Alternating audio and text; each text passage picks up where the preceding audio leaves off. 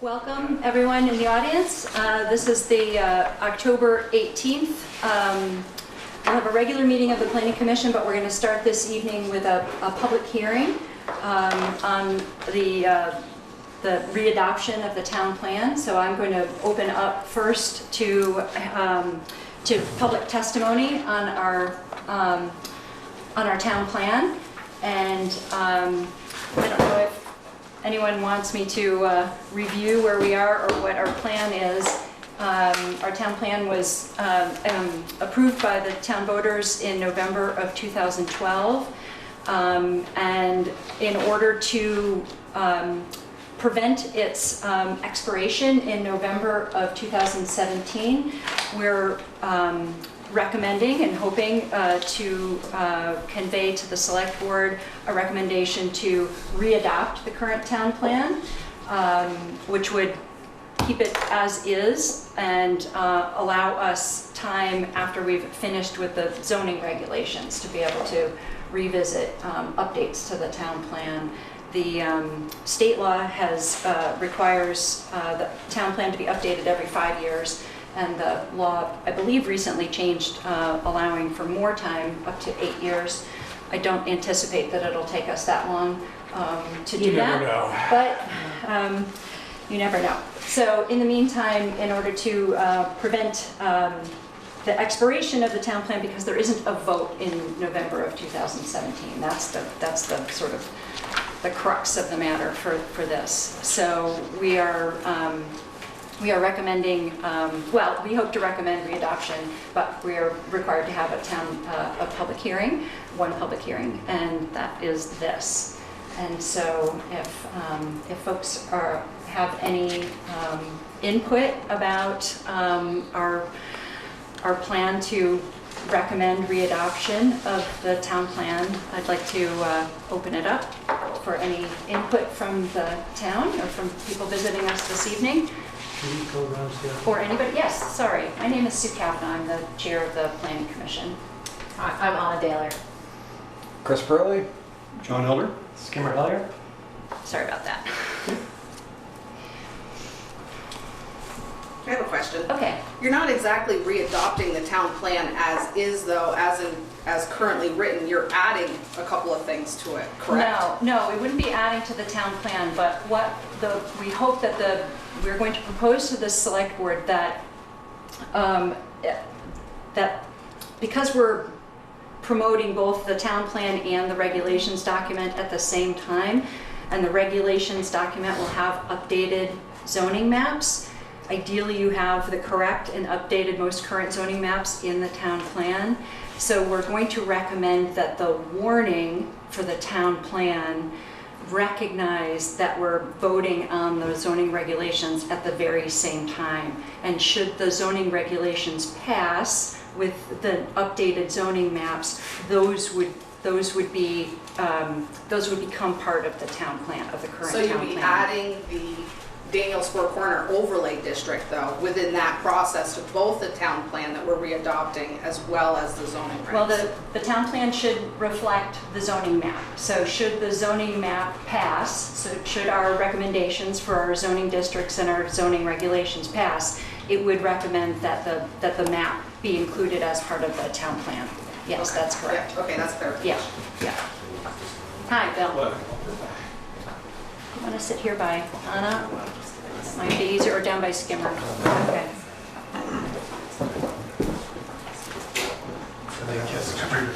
It's me. Hi, Mary.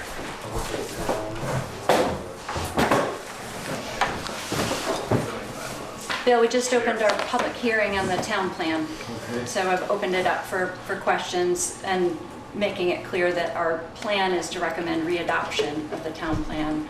Jody just asked about how the maps would work, and I explained that we're going to recommend language in the warning for the town plan that would allow for, should the zoning regulations and the accompanying map pass, those would supersede the maps that are in the 2012 town plan, so that it's the same maps. You don't want two sets of maps. Well, it would be an amendment because you're adding an entire district.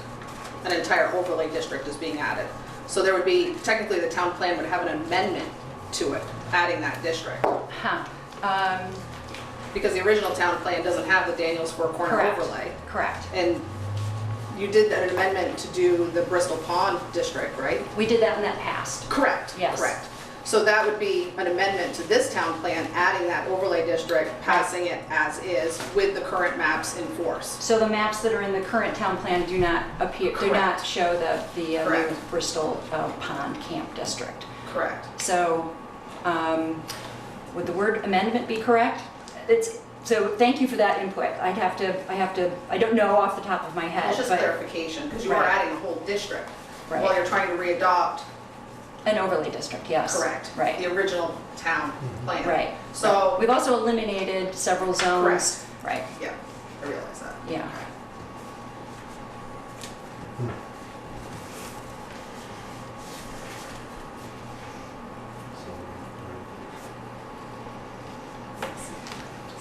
Thank you, Jody.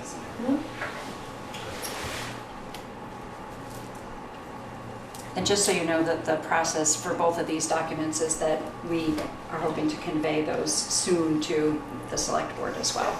And they're required to have a number of public hearings. Hi. Hi, I'm Benj Putnam. I'm a lawyer and I represent David Wendy Livingston, so you know who I am, for those who don't. But I just wanted to ask to clarify that a little more because, as I understand it, you need to recommend a particular town plan to the select board. Correct.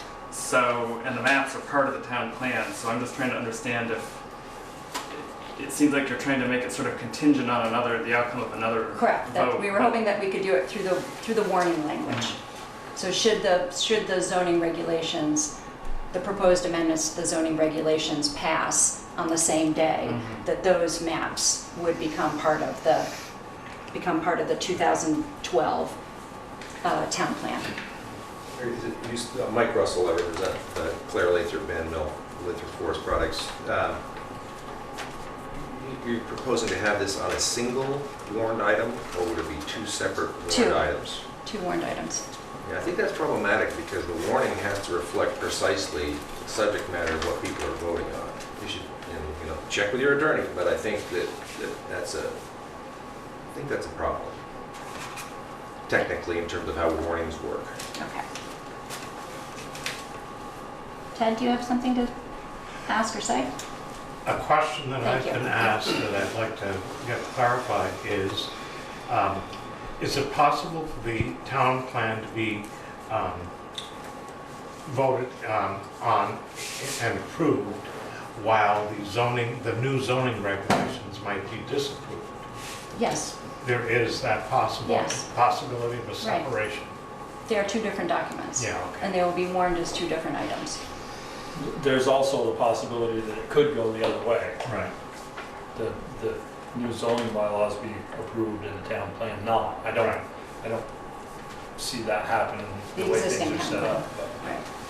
I was just trying to clarify that there is a clear separation between those two. I think we're hoping that the warning will make it clear, should one, in the instance that one pass and not the other, that the town, like if the regs wouldn't pass, the maps certainly wouldn't be updated in the town plan. If the town plan were to pass, to be readopted, the current zoning maps in it would remain. Right. Even if the town plan wasn't readopted, the old plan would stay in effect, and the maps in that plan would actually be the maps that were Right. the ones that we would have to go by. Yes. So we would be recommending readoption of the town plan. It doesn't expire until November of 2017. So I think that, if I'm not mistaken, the town plan would stay in effect should the warning or the question to readopt not pass. Correct? That's what's happened in the past. Yeah. Okay. And just to follow up on Mr. Russell's comment, that was clarifying and helpful. If the regulations are voted first, then that would make it easier to have language in the town plan that said, should the regulations have been approved, the maps in them will replace the current ones. If not, it would remain as is. There could be language like that that would clarify, I think, think and we that's should right. have such language. I think that language would have to be in the plan that Yes. you're adopting. That the plan automatically incorporates by reference whatever the current zoning maps are. That strikes me as logical too. And that would, That's that would, helpful. that would mean if you made a further change to the regs in the map later on, they would automatically roll into the plan. Right. That's helpful, thank you. Can you clarify for me where you are in the zoning adoption process? Have you voted on the proposed zoning changes yet, or is that still up in the air? So we have had one public hearing on our proposed zoning regulation amendments. This is the hearing on the town plan. When we finish the hearing this evening, we will open our regular planning commission meeting to consider the input that we received at the public hearing 2 weeks ago. What happens next is then our plan is to incorporate and consider and deliberate on input, and then finalize the document for conveyance to the select board, which then goes through its own review and public hearing process. And is it too late to give you input on the zoning? Because We're getting there. We have some input we'd like to give, and one of the reasons I came tonight was because the way I read your documents, the town plan was going to incorporate potentially that new map, so I could speak to that too, but I just, I don't want to keep your process open longer than necessary, but we just did have a few more thoughts on that. So if this is relevant to the town plan, we should do that. But we certainly are having a regular planning commission meeting with public input welcome, Yep. as we always do. And if that's a better time to do it, I suspect it's related to the Daniels Four Corners proposal. And so we planned to talk about that this evening. So I think I'll save my comments for then, Okay. because I think what you're doing now, the town plan is really, you're not making an independent decision on any of those issues. It's just whatever passes in the zoning is gonna be in the plan. Correct, related to the map. Great, thanks. Yeah. But the text of the plan, we are not making any recommended changes to that or amendments The plan. Well, to the plan. but you have to add that whole overlay district to the town plan, so all the definitions and wording, everything that's your verbalizations have to be added to that town plan, because that isn't even in the town plan. Correct. It's completely missing. So we've been going back and forth Yeah, it's a tough with one. our own advisor, with Adam Lucci as our consultant, and have had a couple of different versions of this. So I wondered about that too. And in fact, when we talked about it several weeks ago, Yeah, I thought we discussed that we were going to leave it as is. couldn't town leave plan. what as The town this. plan as is, and because it clearly states in the town plan that, in our last meeting, I thought that's where we left this. is where We did. I was very confused. That it discusses in the town plan that it can be reviewed and or modified in the future. With that being said, I really thought we left here 2 weeks ago that we were going to propose the town plan as it sits today. Correct. With no modifications, including mapping, any of that, because the planning zones, which we've agreed upon, don't change. And so that's where I'm a little. Well, the planning areas, the Yeah, village planning three area, planning yes, different, are that's in- a distinction. Those don't change. Those were Correct. approved by the voters Correct. previously. Correct. Changing the zoning maps that are in here, I thought we had said it is what it is, because if we change that, the zoning definitions are wrong. There's a whole lot of things that aren't accurate in this document. And I thought we were going to leave it as is, propose it to the voters as it is, knowing that the next step is that we would amend it and bring it back to them. Yes, the in a text, timeframe. Chris, but I don't think we want to have two different sets of zoning maps with two different sets of zoning districts. And so my understanding was to be able to warn it so that the zoning maps, if approved in the zoning regs warning, would go into effect, or if we referenced them in the warning for the town plan, that they would become part of the town plan. So the text wouldn't necessarily, there are certain pages where we list out in the margin the current zoning districts. And that, I can see this being problematic in the sense that if I'm going to vote no on the bylaw changes, then I'm going to have to vote no on the town plan as well, because if it passes, those maps would automatically roll in. Say it again, Peter. If I'm going to vote no on say I have a problem Yeah. with the overlay district, seems to be a hot topic. Say I have a problem with the overlay district. If I know that by passing by the bylaws passing, that's going to put those, if the town plan passes, that's going to put those maps into effect, I'm going to vote no on both of those. In a sense, you're opening yourself up for more no votes on the town plan should you try to tie the two together. Not capable of separated. Well, so Right. I'd have to find out what would be the downside of having two sets of maps, which I think was what my intention was trying to avoid, right? Having a town plan that had a certain set of maps in zoning districts and having a set of zoning regulations that had a different map and a different set of zoning districts. What does that mean for the town? I think we're trying to avoid that. I totally Yeah. understand the dilemma. I'm just saying that I can see where if enough people got riled up, they're gonna vote no on both.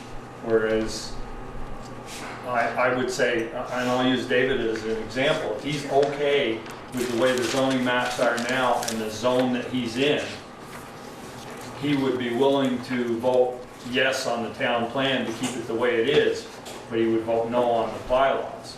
If he knows that by the bylaws passing, that those are going to be incorporated into the town plan, it would be my guess that he would vote no on both.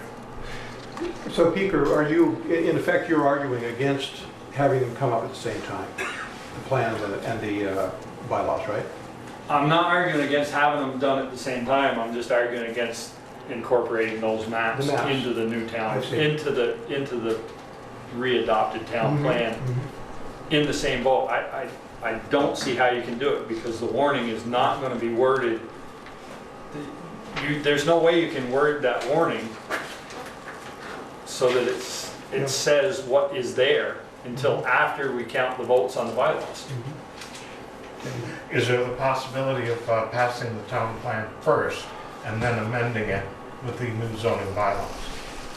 The order seems to be a problem. Mhm. There's no other election in 2017. No, other no, than we do March. it on the same night, but in a different order. Yes.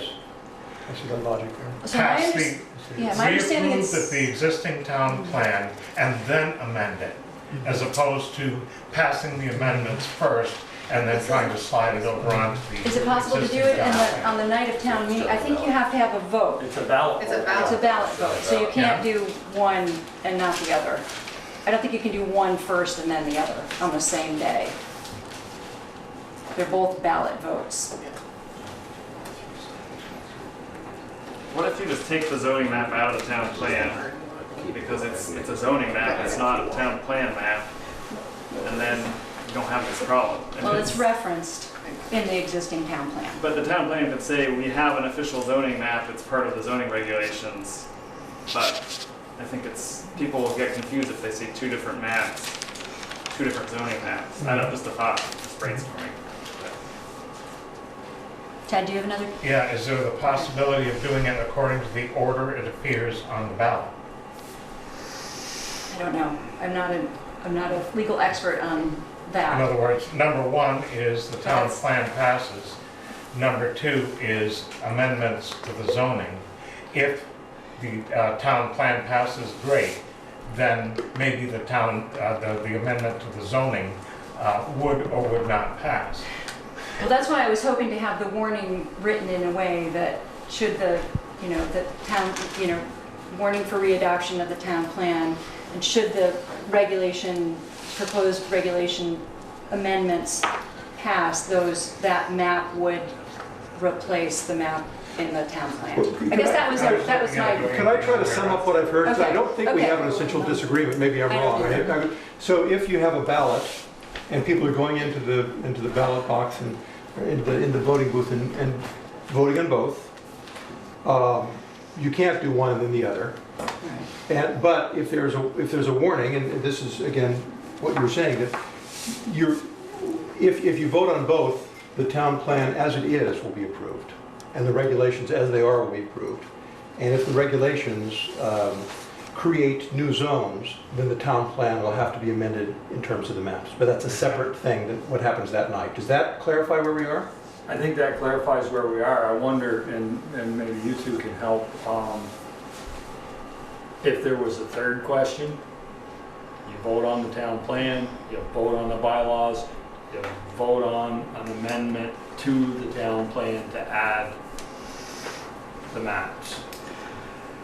Trying to keep it not confusing. I know. It is an I option. understand. If you warn it, I don't think anybody's gonna understand it. Well, I think Warn. specifically your issue is you are doing a map update, which is fine, but you're adding an entirely new overlay district to what you're calling a readoption of the town plan, which in essence, truthfully, is not being readopted, it's being amended. Right. So I think that's where the clarification has to come in, because people are just gonna say, oh yeah, the town plan's been great, we've loved it the last 4 or 5 years, no problem, check it off. Yeah. But they're not realizing that there's an entire overlay district being added to that town plan via the vote on the bylaws and the new ordinances. Right, Listen- and the Bristol And I think Pond that's what the being issue Yeah, additions listening to and the this, others. let me see again, if, I think we're actually making progress, let me assert that. We brought in the notion of bringing up the town plan at the same time, late in the day, under encouragement from another town body. And it seemed like a good idea, because they've always been out of sync. Correct. But the town plan is not, it's not expired yet. Right.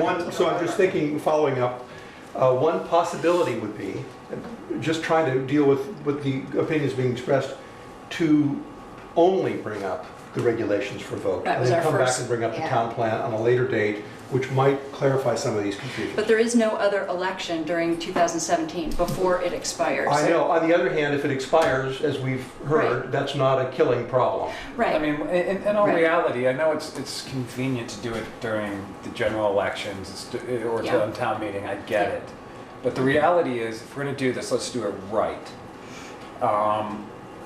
If it means that we have to pony up money as a community to have an election next November to vote on the town plan, and we do it correctly, I think that's money well spent.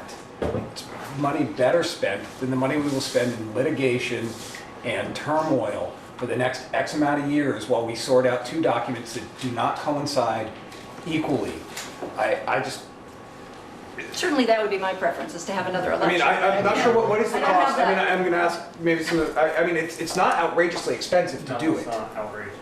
And to do it right, I mean, I just feel that may make more sense than to present I mean, a document that's partially correct yeah, to the this community. discussion has been clarifying. I think that's what we should do. Well, I think it gives the planning commission an opportunity to look at that town plan and make the appropriate amendments so everything is worded correctly, not trying to go into it in a rush just to get, one section to match everything that's over Yeah, here. yeah. You know what I mean? You see what I'm I do know what saying? you mean. So it Absolutely. gives you an opportunity to actually take a real look at it over the, course of that 6 months when you have nothing else to do, obviously. And say, this looks great, yes, let's readopt it, let's make a couple amendments to it, like you did with the pond district when we did it Right. before. It's literally And I think 2 it pages probably that would go, references, I right. think, realistically, I think you probably would make out a lot better, truthfully. That's good input. I Thank think you. so, anyways. Good, I think so. okay. Anybody else have anything to say before we wrap up our public hearing on the readoption of the town plan? If it already hasn't been said? Okay, so I think I need a motion to close our public hearing. I'll make the mo- Will we be having a public hearing on the regulations after this? No, Separate. we're having we're having our own meeting. We've had our one Okay, so required public I got hearing you. Yeah, on the regulations. I saw We it. close our public meeting, our public hearing on the town Yes. plan, then we Right. reopen our regular meeting. Right. Okay, Right. Which the public can still be involved. Yes. Yes. right. Absolutely. Public is still up. Okay, so we have a motion, we have a Second. second. All those in favor? Aye. Okay, good, okay. So that's the close of our public hearing on the town plan. Thank you, everyone, for that. Okay, so we will now open our regular meeting of the Bristol Planning Commission. And I think what I'll do in light of our guests here and our time tonight, I'm going to not use our minutes or our administrative matters. And I think I'll skip to number 5 and we'll begin our discussion of input that we've received over the past couple of weeks from our public hearing. Adam, do you want to join us? Sure. Okay, that'd be great. Do you need to officially open that meeting? I think I did. Okay. Yeah. No, we're going to skip that. We're going straight to 5. Works for me. Okay, we're going to come back to those. Sounds good. Okay. All right, should we, all right, that's fine. We can switch if you want. No, that's fine, that's fine, that's fine. Do you need anything? What do you need? Okay, so I have a copy, I have my laptop Okay. that has your comments, Okay. but the copy that I printed doesn't have your notes in the margin. So look and see if you have. Either side of the if- table, No, if it it's printed up, or you didn't, have to no, do it that? doesn't have it. It didn't print? So The the notes, your Didn't print. comments in the right margin didn't print when I printed on Friday. But I have printed it, on my copy. All right, let's do it on the laptop. all right, hold on. So I will move down there. Okay, with we're you. gonna just switch, just until we get settled here. All good. We'll take my practice. Okay, hold on while I get it going here. I'm sorry, but I have to practice on you. It's okay. We won't throw things. Oh, that's good. Yeah. I know. And Eric's not here, so I don't know if he had copies. He had an emergency. So hang on while I find it, okay?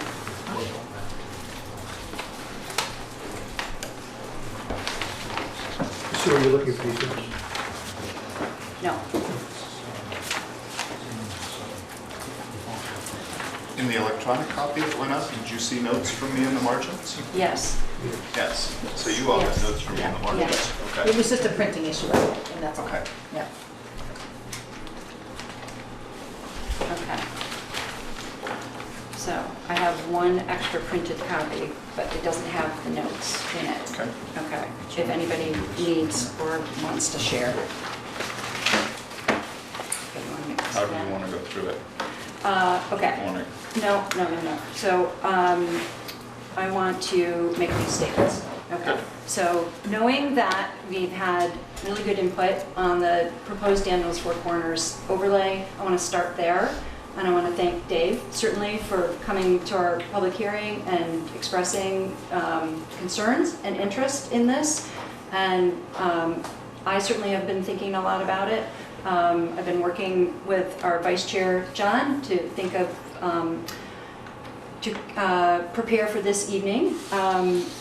We will have a number of items that I highlighted for the Planning Commission, what I would consider substantive input. There was a lot of input about the regulations, the proposed document that was either typos or sort of cleaning up the document, but there are certainly some, I would consider, we all consider and agree, substantive issues. And even at the, on October 4th, when we closed the public hearing, we met and started to talk about some input related to extraction, and we touched at the very end on Daniels Four Corners, knowing that we were going to come back to that tonight. So just wanted to start there, because I think that's going to be the best use of our time, and knowing that you're here certainly, and Jody, you had some really good input as well that we'll talk about, and but I wanted to certainly start with the Daniels Four Corners being the maybe most new and unusual part of the proposed document. So thank you. Thank you everyone for your input. We received great input from a number of people that evening, and then also the night before from the select board, and also from others who wrote to us with some specifics afterwards. So we compiled all of the input from folks, and Adam has incorporated non-substantive, primarily typographical changes into the document that we have in front of us, and also noted areas that are substantive or that we should talk about tonight. Just as a reminder of our timeline, I know that the select board has warned the zoning regs, their own public hearing for the zoning regs, and it is on November 21st. We have our own meeting. We have an additional meeting to this on November 1st ourselves if we need to continue this conversation or make any other final recommendations or changes. We have a meeting scheduled for November 15th. I'm hoping that we can settle on an agreements on the substantive issues this evening, and at the very latest on November 1st if we have to. So just to keep in mind, that's the timeline. We're moving pretty fast. We have been working on this, as everyone knows, for a number of years, and but it takes a public hearing to get some official input that we're able to work with. So, having said that, I want to start with the proposed Daniels Four Corners overlay, and thank you guys again for your input about that and your concern. Having talked with John, I want to sort of share with others which some ideas, noting the input and considering, Bill is removing himself. So let's point that out for a moment. Bill is a property owner on one of the corners of Daniels Four Corners. So Bill is going to speak from the audience on this topic. I'll be a member of the public. Okay, good. But he'll come back to us, I hope. I hope so. Yes, okay, all right. Sort of knowing that we would continue to have this conversation this evening, John and I certainly had the opportunity to talk. John had been traveling, was not at our public hearing, but I shared with him the notes from the public hearing and folks' concerns about that topic in particular. And would you feel comfortable sharing our ideas and making a recommendation? Adam has certainly been supportive in terms of how we can incorporate our ideas into the document, but I could really use some help. So both in terms of what we think the current realities are and some Yes. ways. So the first thing was, again, I wasn't at that meeting. I read all about it, read all the notes, and I knew that was something we needed to come back to and respond to. So one question is, just starting off, given the proposed zoning and overlay, would Livingston Farms be out of compliance? We came to the conclusion that it would not be. Looking at all of the uses it has, that it is in compliance. And we could go into that in detail, but in terms of the original nursery permit, the retail inclusion, so that I know that was one thing that came up. We think that it would not be out of compliance. However, we know that that was not the only concern expressed there. Another concern is, what's the possibility for further development of the business? As I understand, it's a big concern. So the way we came to the conclusion that it was not out of compliance was talking to Eric, who can't be here tonight because there's an emergency in his family, and looking at the original permits and looking at the zoning that went in 2006 to the present, and then looking at the current proposed zoning in the overlay district, and all of the current rights and uses of the business would be preserved here. However, one of the big issues that arose was as we have it written in the overlay district, the conditional uses for that zone would not be allowed in the commercials in the overlay district. And that was a specific concern we've been thinking about. Now, just to back up, this is actually one of the first things we started talking about when we were doing regulations.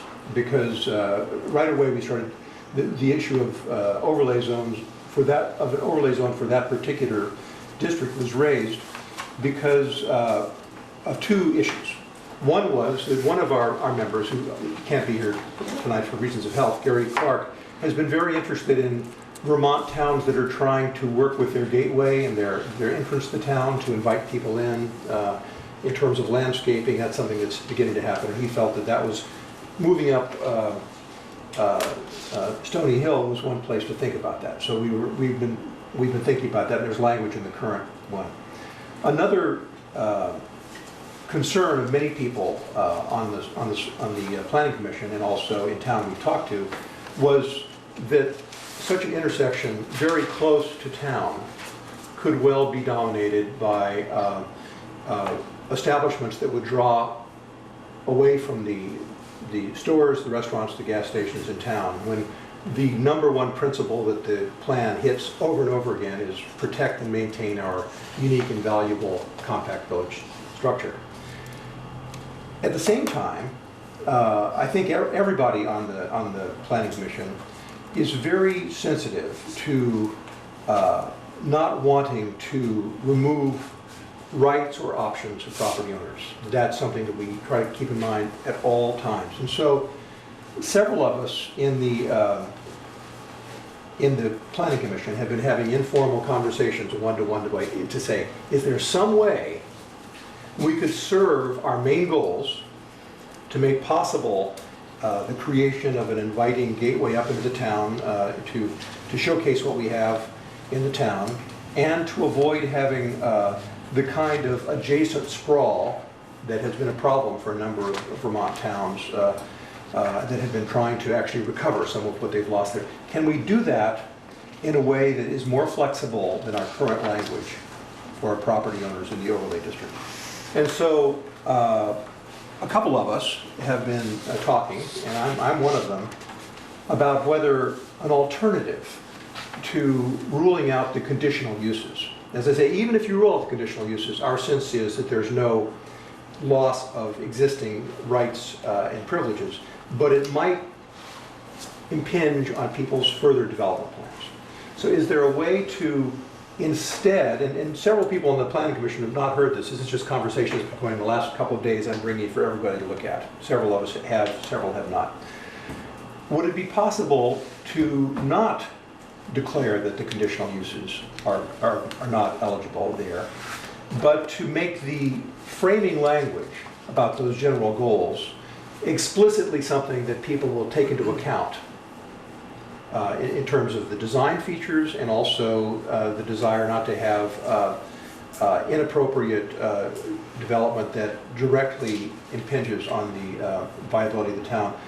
Could we allow the conditional uses, but let it be known that people who are in that zone who want to take advantage of them would be scrutinized in terms of their plans in that regard. There's some language that, and I just gave it to Sue, we've been talking about it, and most people here have not seen it. It's just two sentences that have been changed, but they're sentences that make a big difference. For those who have the town regulations, it's on page 29. It's John's proposal. And it's language through which we try to still serve the general purposes Okay. that took us to the idea of a Yeah, okay. where's my page 29? Hold on. Here, I got it. Took us to the idea of an overlay district in the first place while making it considerably more flexible for our local business owners to develop further. So I'll just go on, Sue, and Okay. stay with the language, okay? There are two paragraphs that we're recommending some revisions to in the interest of flexibility, and obviously we're interested in hearing both if the members of the Planning Commission haven't seen it before, I think it's a good idea, and if this addresses the concerns of the public in a significant way. The first four sentences would remain the same. They go like this under paragraph A. The town of Bristol believes the area surrounding Daniels Four Corners constitutes an area of special significance to Bristol. Daniels Four Corners functions as a major entrance into Bristol's village area. In order to enhance this area's ability to serve as a gateway to attract residents and visitors to its village, Bristol hereby creates this special overlay district over the area immediately surrounding the Daniels Four Corners intersection. The zoning map depicts the overall district's dimensions. Now, the next three sentences are changed. In your proposal? In the proposal, I'm proposing that they be changed. We are proposing. I think you're Right, also. yes, agree. yes. So there is a clause that gets stricken from the fifth sentence. The clause contains special regulations to be added to those of the underlying district first. Taking that out, that sentence reads, the zoning map, let's see.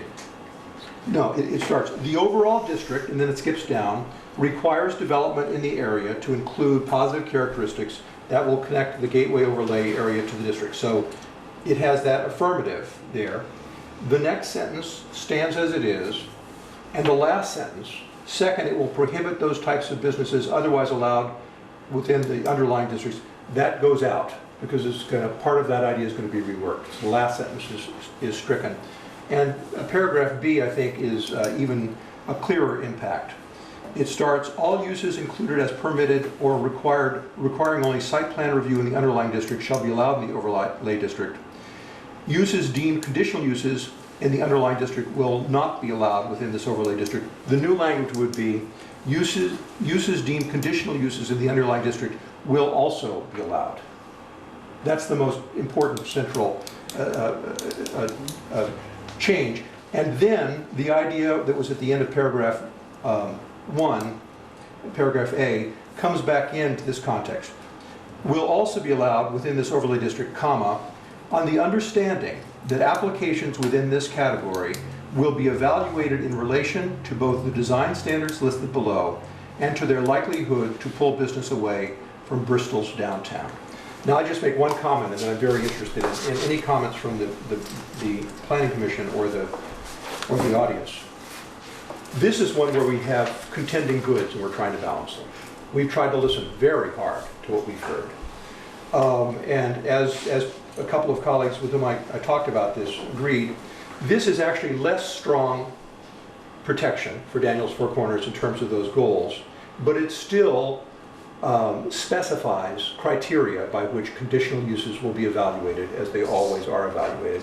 So we hope that this will seem like a significant response to concerns and is solving some problems.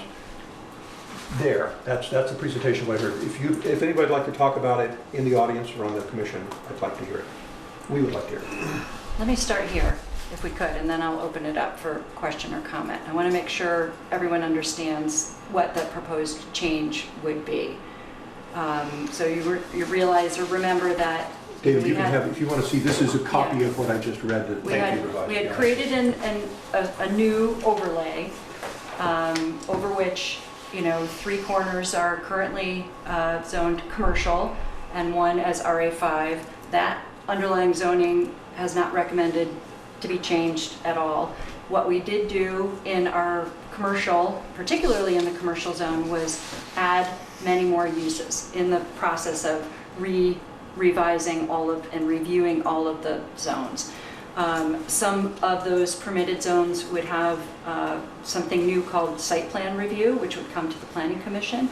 Another would be conditional, which traditionally goes to the zoning board. We added more uses in both of those categories, both within permitted and within conditional, particularly in the commercial zone. Our intention for the Daniels Four Corners for a new overlay was to signify specific interest in that location specifically. And one of the ways to do it was to add site plan standards that are not unlike what we do for the downtown designation area. So this is new. One of the, what we built into here was this idea of permitted uses would be allowed as outlined in the commercial zone, let's say, since that's what our interest is here tonight. Let's talk about that in particular. But that conditional uses, we had proposed that conditional uses not be allowed, okay? So there are a certain number of those in both of those, permitted and conditional. If we were to consider this proposal by John, which I think would keep a new overlay district, but remove what might have been the most troublesome part of it, which is disallowing the underlying conditional uses, but still recognizing the interest in that area as of particular value for attracting people from that 116 corridor to up the hill to the village, I think makes sense. I'm hoping that we can continue to consider this as part of our overall document, and that we'll seriously consider John's strong amendments, which I think very much speak to concerns that we heard at the public hearing and in writing after that. That was the issue, right? Conditional uses? That was a lot of it, yes. And this is, granted, I will open up, I guess. I'm sorry. That's okay. No, it's give her ask. It's okay. No, please do. I mean, this is important. I mean, it's not just about Dave, but certainly, you know, this is an interest. We recognize your presence there. We appreciate your presence. There was never any intention to, this is not personal at all, or to do anything that would make your business less so, or your land less valuable. I didn't take it as personal, to start with. But it was, obviously, it was a little irritating to me, but I didn't take it as personal. Okay. Okay.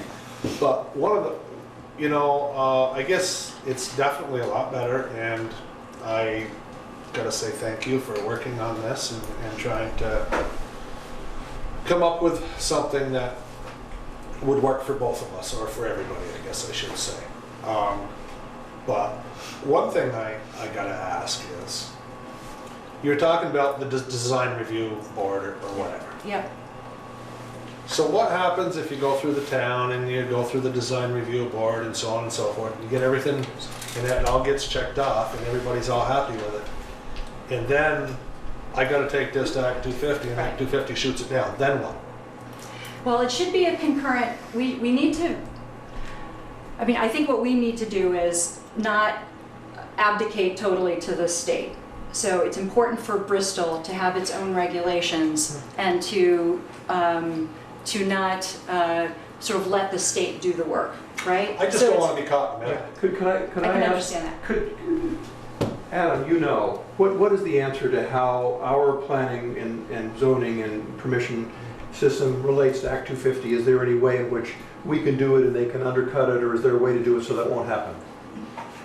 So we can try and do it. So they're separate jurisdictions, and they use separate criteria to evaluate development. Exactly.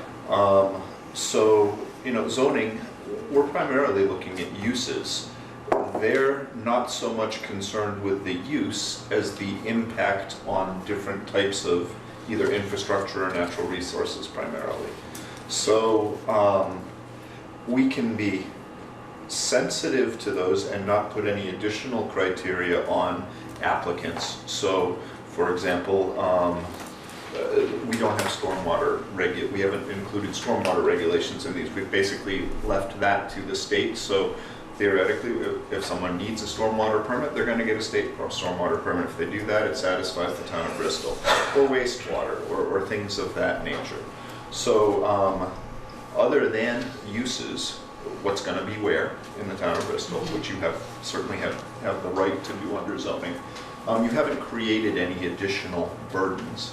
And I think you're trying to be sensitive to, by understanding what the other jurisdiction's doing, I think we've tried to be sensitive in these regulations not to create additional burdens. But they are separate jurisdictions too, and there's not a lot we can do about that. And you're 100% right. But, you know, lots of times, like what you say, with stormwater permits and so on and so forth, buildings move, parking lots move, you know, then you have landscape, designs change, so on and so forth. Which, when you start moving that stuff around, a lot of things quite often change. You know, I'm not saying you're right or wrong or anything else. I'm just asking the question, then what? You mean, in other words, if a... big- I've already run into this, Oh, that's yeah, why I say I that. got you. Yeah. So in other words, if you do everything for the town zoning, Right. and then they say, you've got to make the following moves, Well, a and then lot that of it's puts to you do out with of... Lake Champlain and Mhm. impervious areas and Mhm. stormwater Mhm. permits and so on and so forth. You know, and they take into account, you know, how much roof you got, how much parking lot you got, your slopes, the types of soil, so on and so forth. And they start telling you to move stuff all over the place. You know, the original town plan that I got, you know, they moved my parking lot, all kinds of stuff. And that is... Your permit application. Right. Yeah. And now I am actually in the process of obtaining a stormwater permit right now, and I don't know exactly what they're gonna make me do. I'm just saying, I don't wanna be caught in the middle. Yeah, Yeah. of course. One of the things to look at in that is, unfortunately, the way that the laws are in this state, whether we like it or not, Act 250 puts a burden out there on the developer. End of story. We can try to mitigate that with our zoning. What we can do is try to help the developer by setting up parameters that are easily very clear and concise, but yet at the same time flexible. When I say that, the overlay district, if we exclude the uses, let's get to the landscape design features where you're talking about when you do your site plan. Yeah. If all of a sudden you need to put a retention pond where there should have been trees on your original plan. These are things that exactly happen. I know that we see this in development all the time. What is the mechanism that doesn't make you have to sit through 6 more meetings and get 6 more approvals to do exactly what you were going to do, but the trees are going to move 10 feet to the left, or the sidewalk has to... I get that. And that's what we have to... I agree. We need to figure out a solution there. And I think it is part of our conditional use process.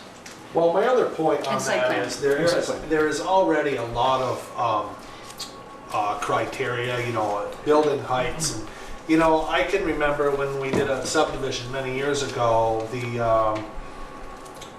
you know, they told us, you know, like all the houses had to be earth tone colors and this and that. And they scrutinize you pretty good. They really do. They have a pretty... Act 250. Yeah, Yes. strict set of rules and laws that you've got to go by. And the problem with them is, what I've experienced anyways, is it's either their way or the highway.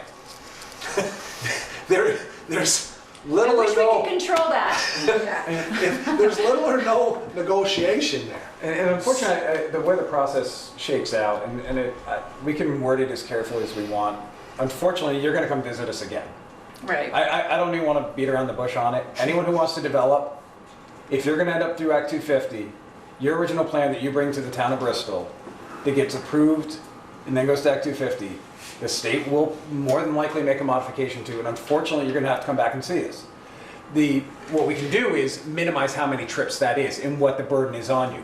If it is a non-substantive change, again, we're moving a hedge 50 feet to the west because of a retention pond required by the state. It may be come in, show us a new map, and point out the changes, and we move on. If you're going to move 6 buildings and change the entire look and feel and layout, and it doesn't fall within sort of the predetermined parameters, yeah, then we have to start over. But it's no different than any building design. If I want to build a house, and my contractor comes in and says, you can't do that. Oh shit, that's what or I hit ledge. I'd have to come back and go through the process. So the process is tedious, I won't lie. Can we minimize it and try to make it as painless as possible? We try, and we've tried. And to be consistent. Yeah. I mean, the So- important thing is, So I hope that helps. Clarity a little bit. and consistency. So, and the reality is, if you get a conditional use permit, I don't care what town you're in, and Act 250 steps in, you're probably going back for an amendment to your conditional use. It's sort of the ugliness of the law. Again, do we run you through, does that mean you take your first plan that we approved, throw it out, and have to start over and rehire your architect to rebuild everything? No. We're talking, if it's minimal changes, you've already had to do that for 250. You've had to have those same maps redone, correct? Right.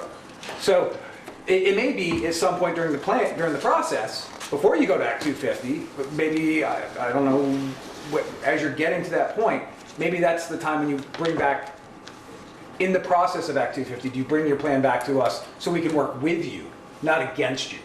I mean, I'm a firm believer, we're here to help. We write all these regulations, but at the end of the day, if somebody brings us a plan that makes sense for the town of Bristol, we want to do everything we can to get you through it and get the process going. So we're not here to, I don't want to be here to stonewall anyone.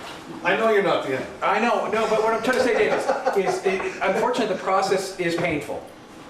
But I really want you to believe that in my heart behind this is to get anyone who's willing to follow the rules to be able to do what they want to do. And not make the rules so painful that we have to have 16 hearings to get to one point. Well, you know, here's the other thing. On that corner that I'm presently on, there has been businesses there since the 50s. I mean, you had the mini golf there, you had the restaurant there, you had the motel there, so on and so forth. This is not a new idea for business on the corner that I'm on. And, you know, there's been businesses there for 50, 60 years. And all I was asking for was on that corner that I'm on, I'm not asking for anything new. I was just asking for nothing to change. I don't have a problem with the present rules and laws and so on and so forth. And I don't have a problem with, you know, abiding by them and dealing with Act 250 and all that. I get it. It's part of doing business. I was just asking for them. It's not like there's something new going in on that corner. It's not like a new idea for a business to be on that corner. Well, what it really sets up, Dave, is for the other 3 parcels around you that are undeveloped at this point in time, things like the sidewalk requirement, and some of the landscaping requirements. Those are the pieces that those new developments would have to. Your property's there. We are going to come in and. I know, but my point is, my parcel could be taken out of that part, and it wouldn't be spot zoning. Right. It would just be not part of it. But now, I don't know if you buy this, Dave, but when we were looking and talking with Eric, we don't think that even before this proposed compromise, and I still don't know if other people on the select board on the planning commission are going to like it, but even if this went through, no, excuse me, even if it didn't go through, even if we just kept the zoning and the overlay, we don't think that a single presently permitted right has been removed. That's our reading of the zones. However, the reason I proposed this compromise was that, reading the minutes on the last one, you had a concern about how about future development. So what this is intended to do. It's trying to find the sweet spot. Some call it compromise, where we can try to have a little extra level of scrutiny, guidance, as we do in the village core, because it's a very important place.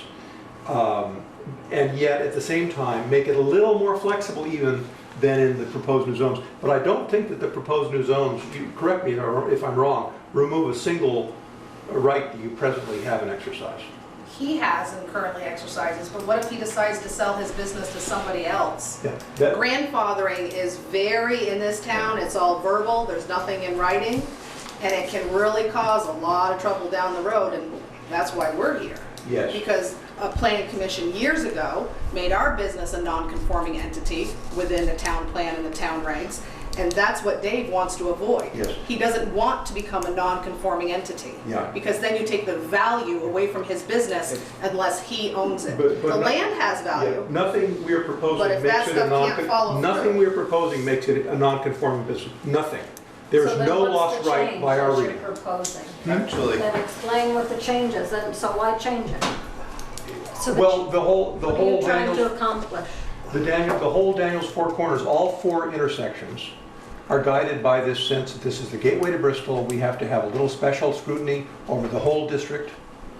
but there's nothing that removes, I mean, that's how zoning works, The way it's currently used. the way it's currently We used. purchased a piece of commercial property. We paid top dollar for commercial property.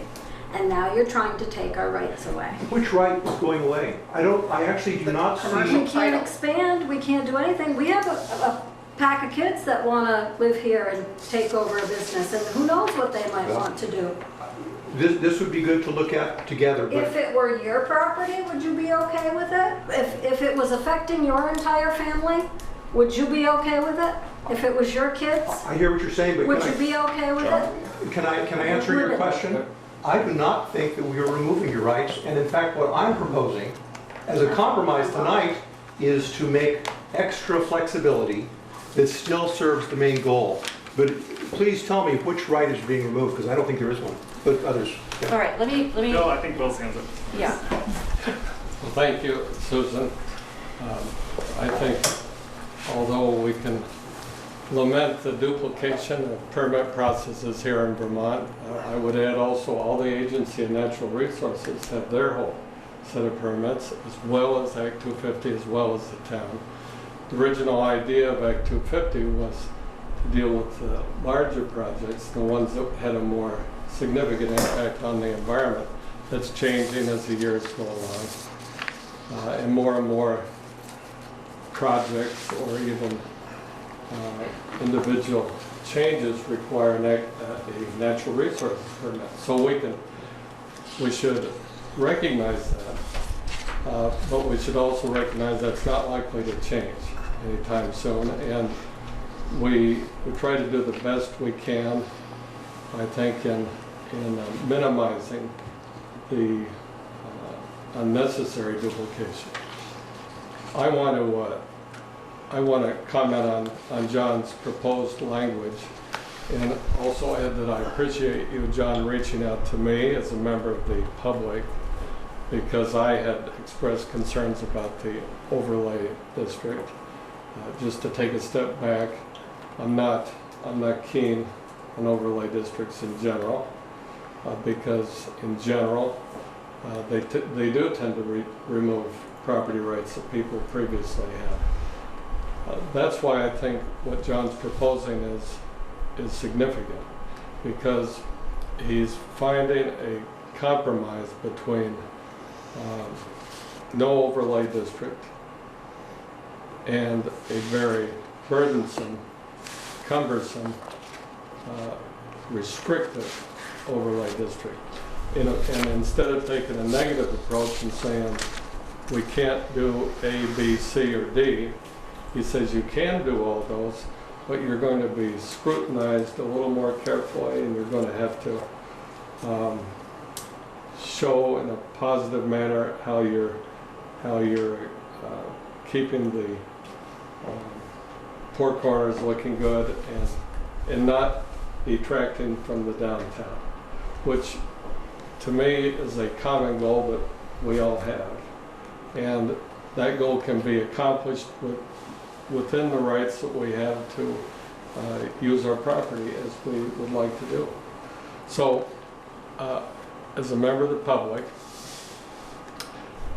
I think that's a good compromise. It's between the two extremes, and I think helps everybody accomplish their goals.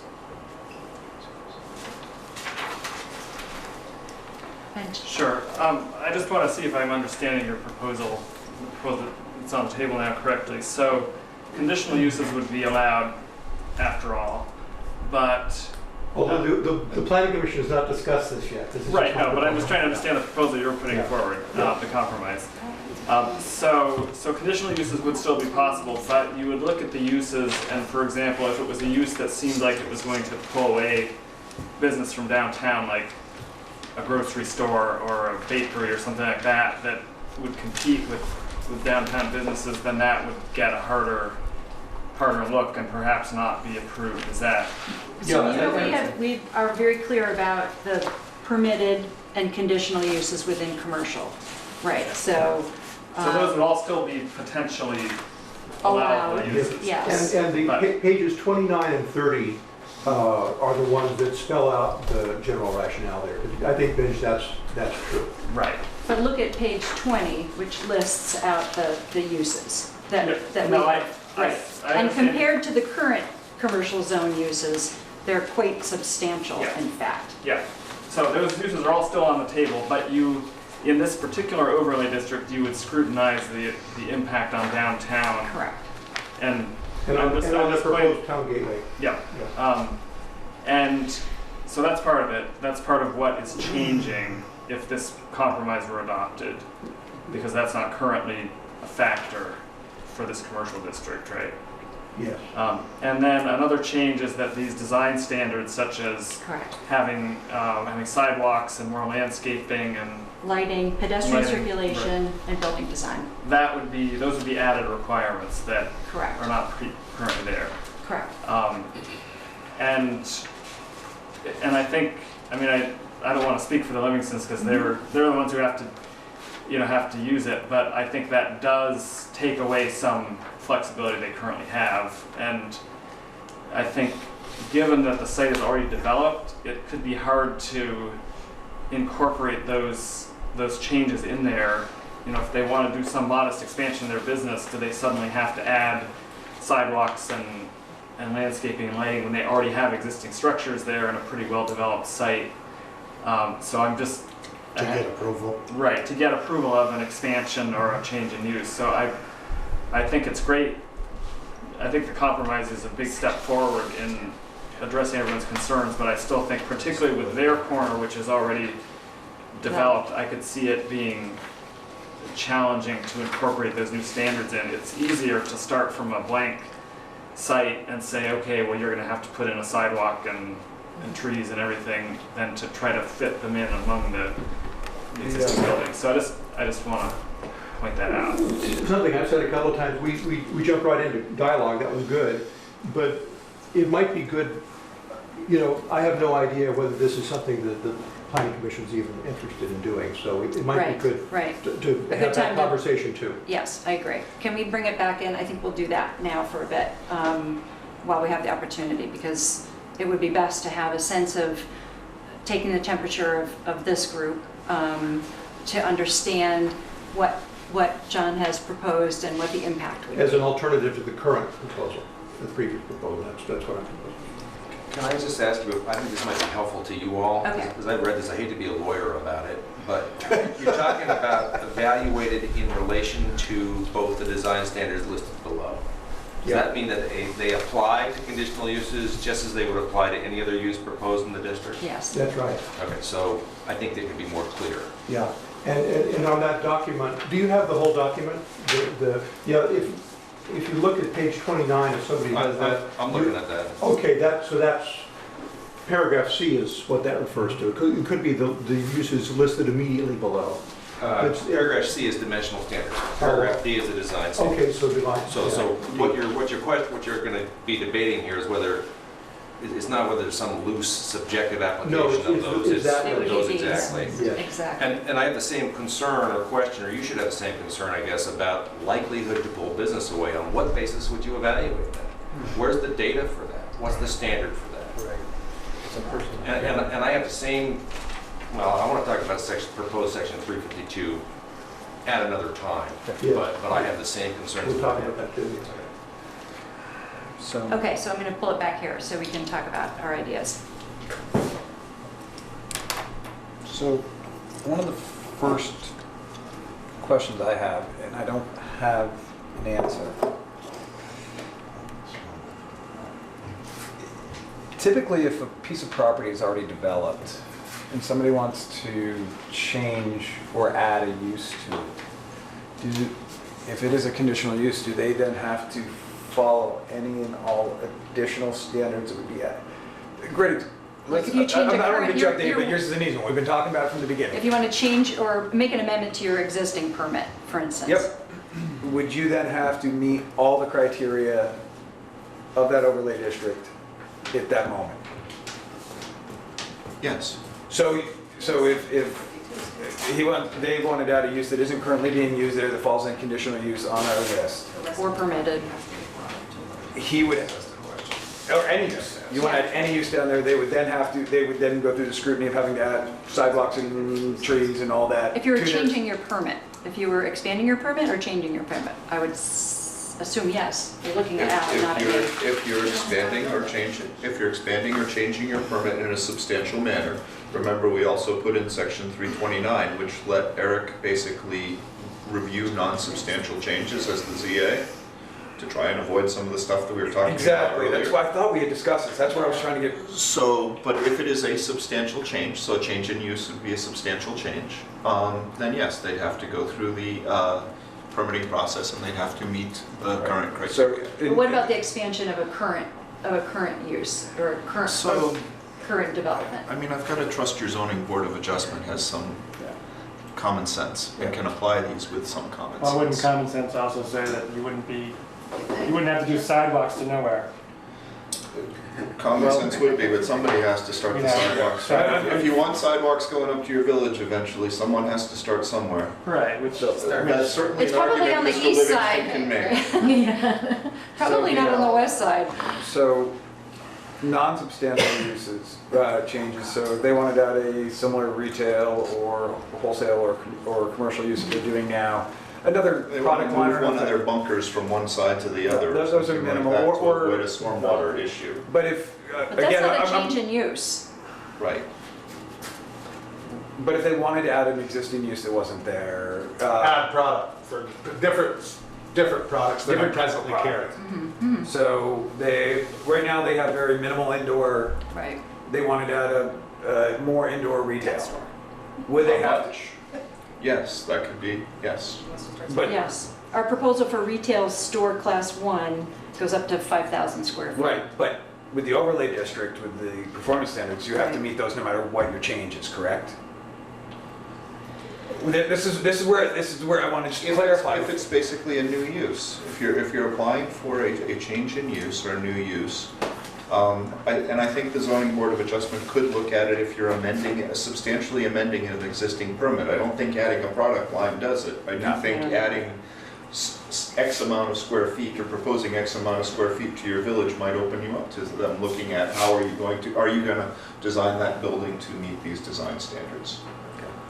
So, but because we did discuss that we do give the zoning administrator the first run Yes.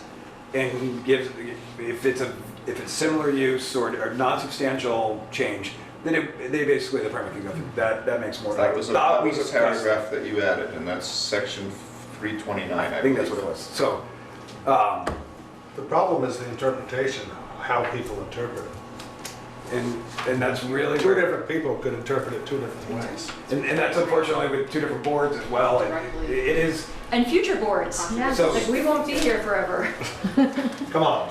I will live that Well, long. all right. And But that's why your zoning board of adjustment is made up of citizens of the town of Bristol.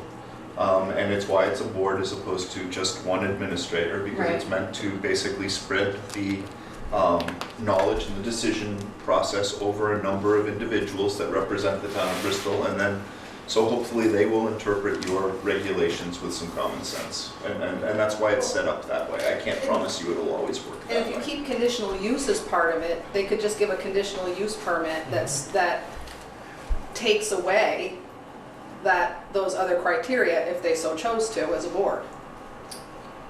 Right? Because the mitigate conditional that. use permit allows that ZBA to supersede or augment the regulations. And just to be clear, what we're talking about, Correct. what I'm proposing allows for the possibility of conditional uses Right, which are not yes. presently allowed. Yeah. Correct. Yeah, With that change that you're making in the wording. yes. it would open up some more flexibility. Okay, I just want to make sure, because I just wanted to make, But it's true that the zoning board Correct. has prerogative to be able to look at the exact proposal and make recommendations or make requirements within reason and within the regulations. which is the same process we go through today. I'm sorry, I don't want to disagree with you, but I think your ordinance goes further than that. I think it allows the zoning board, as proposed, it allows the zoning board to surpass the standards that are Yes, that's what required I'm in the saying. ordinance. And to apply performance standards specifically that might not otherwise apply. Within Well, the that's Dennis true. corners. The overlay Yes. zone. No, that's true throughout the overall. ordinance. If you, Oh, which one are you referring to now, the 329? this is actually 352. 355. Section 355 may, sorry.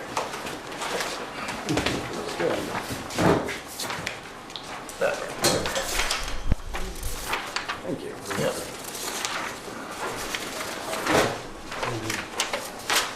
General criteria.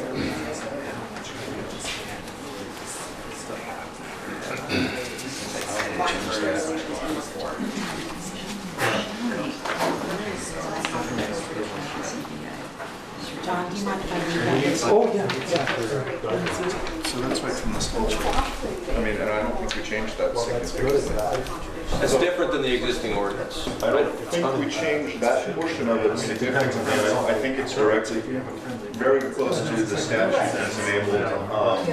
You guys, can I ask for order in the audience, please? sorry. Yes, it would be really helpful. It may well be in the statute, the enabling statute, but it's not in the existing ordinance. So it's constitute a change in the discretion of your ZBA.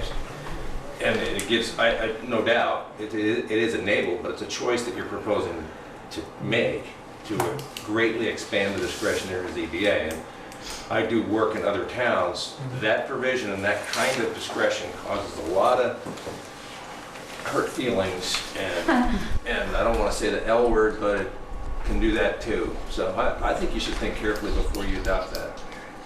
Thank you. Thank you for that input. Greatly appreciate. Okay, back to, can we just keep going on Daniels Four Corners from Yes, this? we Because should. I want to make sure that we have time to talk this out and consider and get to other things too, without giving any, I'm not trying to cut this off at all. I just want to make sure that everybody No, I has was just trying to some see if we input. had any clarity, if there was any interest in this, if it seemed like a compromise, It does. and if we wanted, because then that would give us something to focus on, if we thought this was better. I do think it's a lot better. But I'm a little nervous about how somebody's gonna interpret it 3 years or 5 years from now, and with not being maybe more clear language in there. I don't know if it's a good thing or a bad thing, being loose language, because it could be great for me, and it could really come back to haunt me. I'm hoping we're not using loose language, but. Well, you know what I know I'm saying. Yes, I do. Without, I hear yes. you. And Well, I mean, frankly, we've been working really hard to see if we could speak to things, and we're moving and working on it, and I know that, it could be better. And we could keep looking at it. The question is this a good direction to try to go? It's definitely a good direction. my big concern with it, I mean, I love the idea. I think we took public concerns, we made some changes. The likelihood to pull business away from Bristol's downtown, the concept is right, but the verbiage, I think, needs tweaking. We're all, because that's what the town plan says, that's what we need to do, but how we put it in the bylaws to reflect that, that's gotta be when I think we need to just really fine tune, because somebody earlier, what's the measurable on that?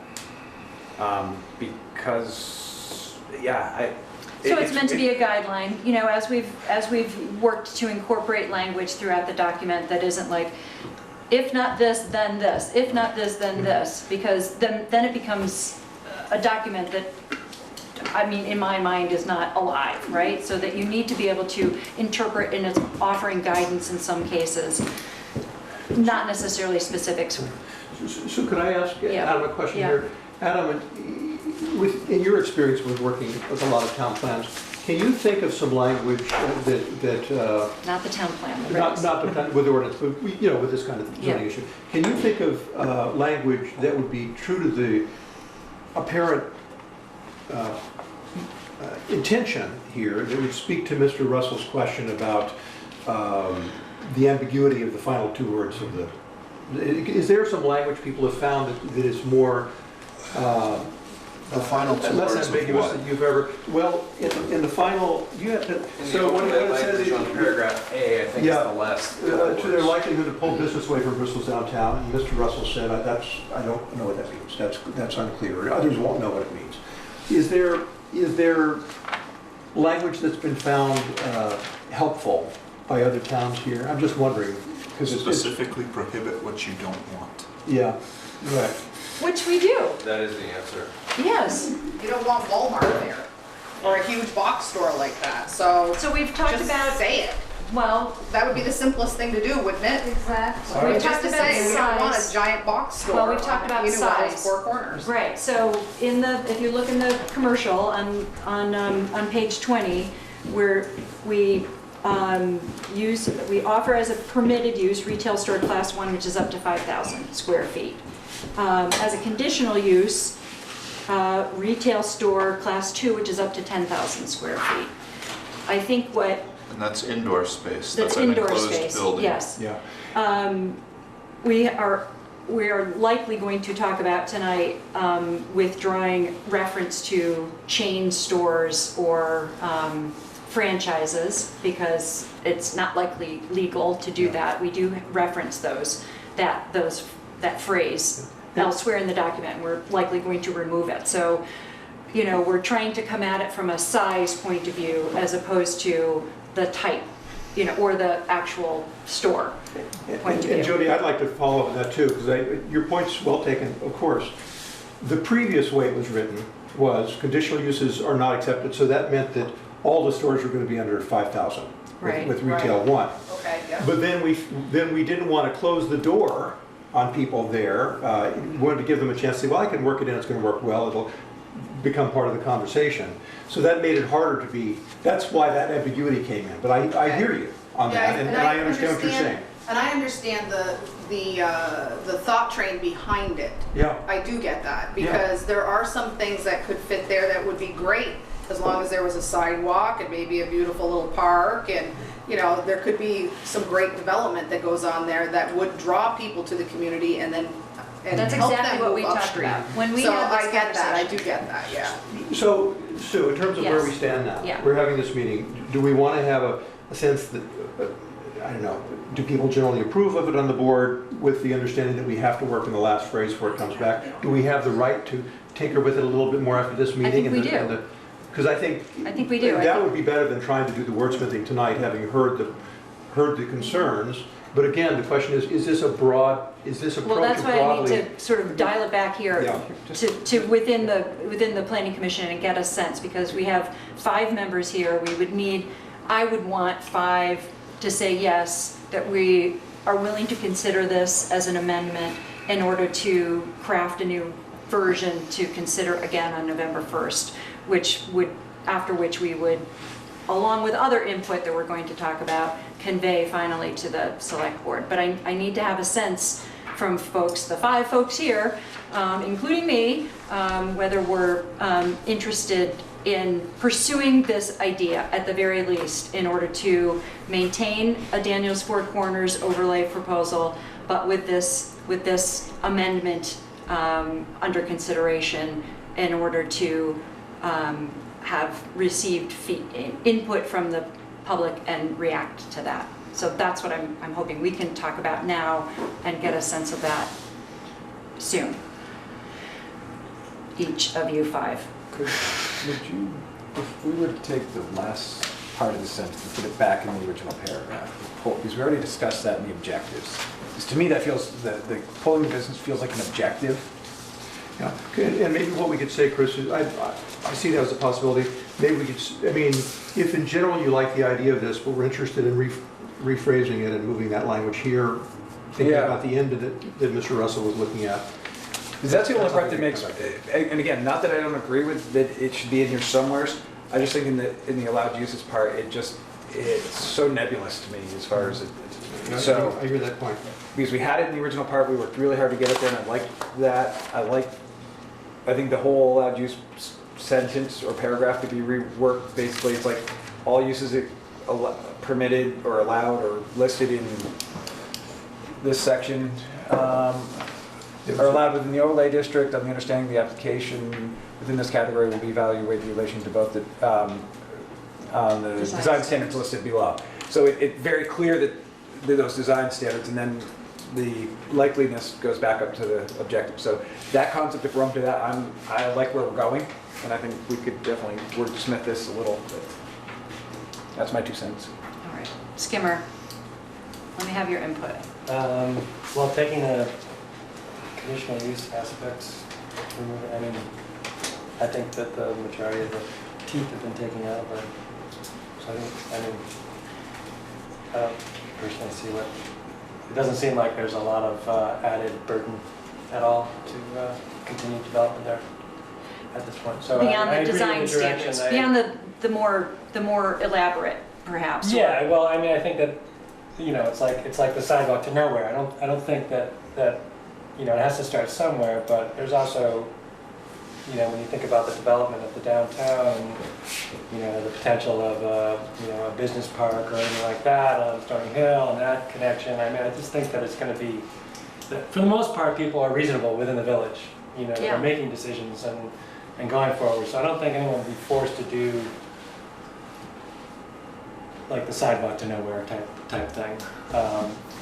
So I think that the direction that it's going is great, and yeah, it just needs to be reworded a little bit.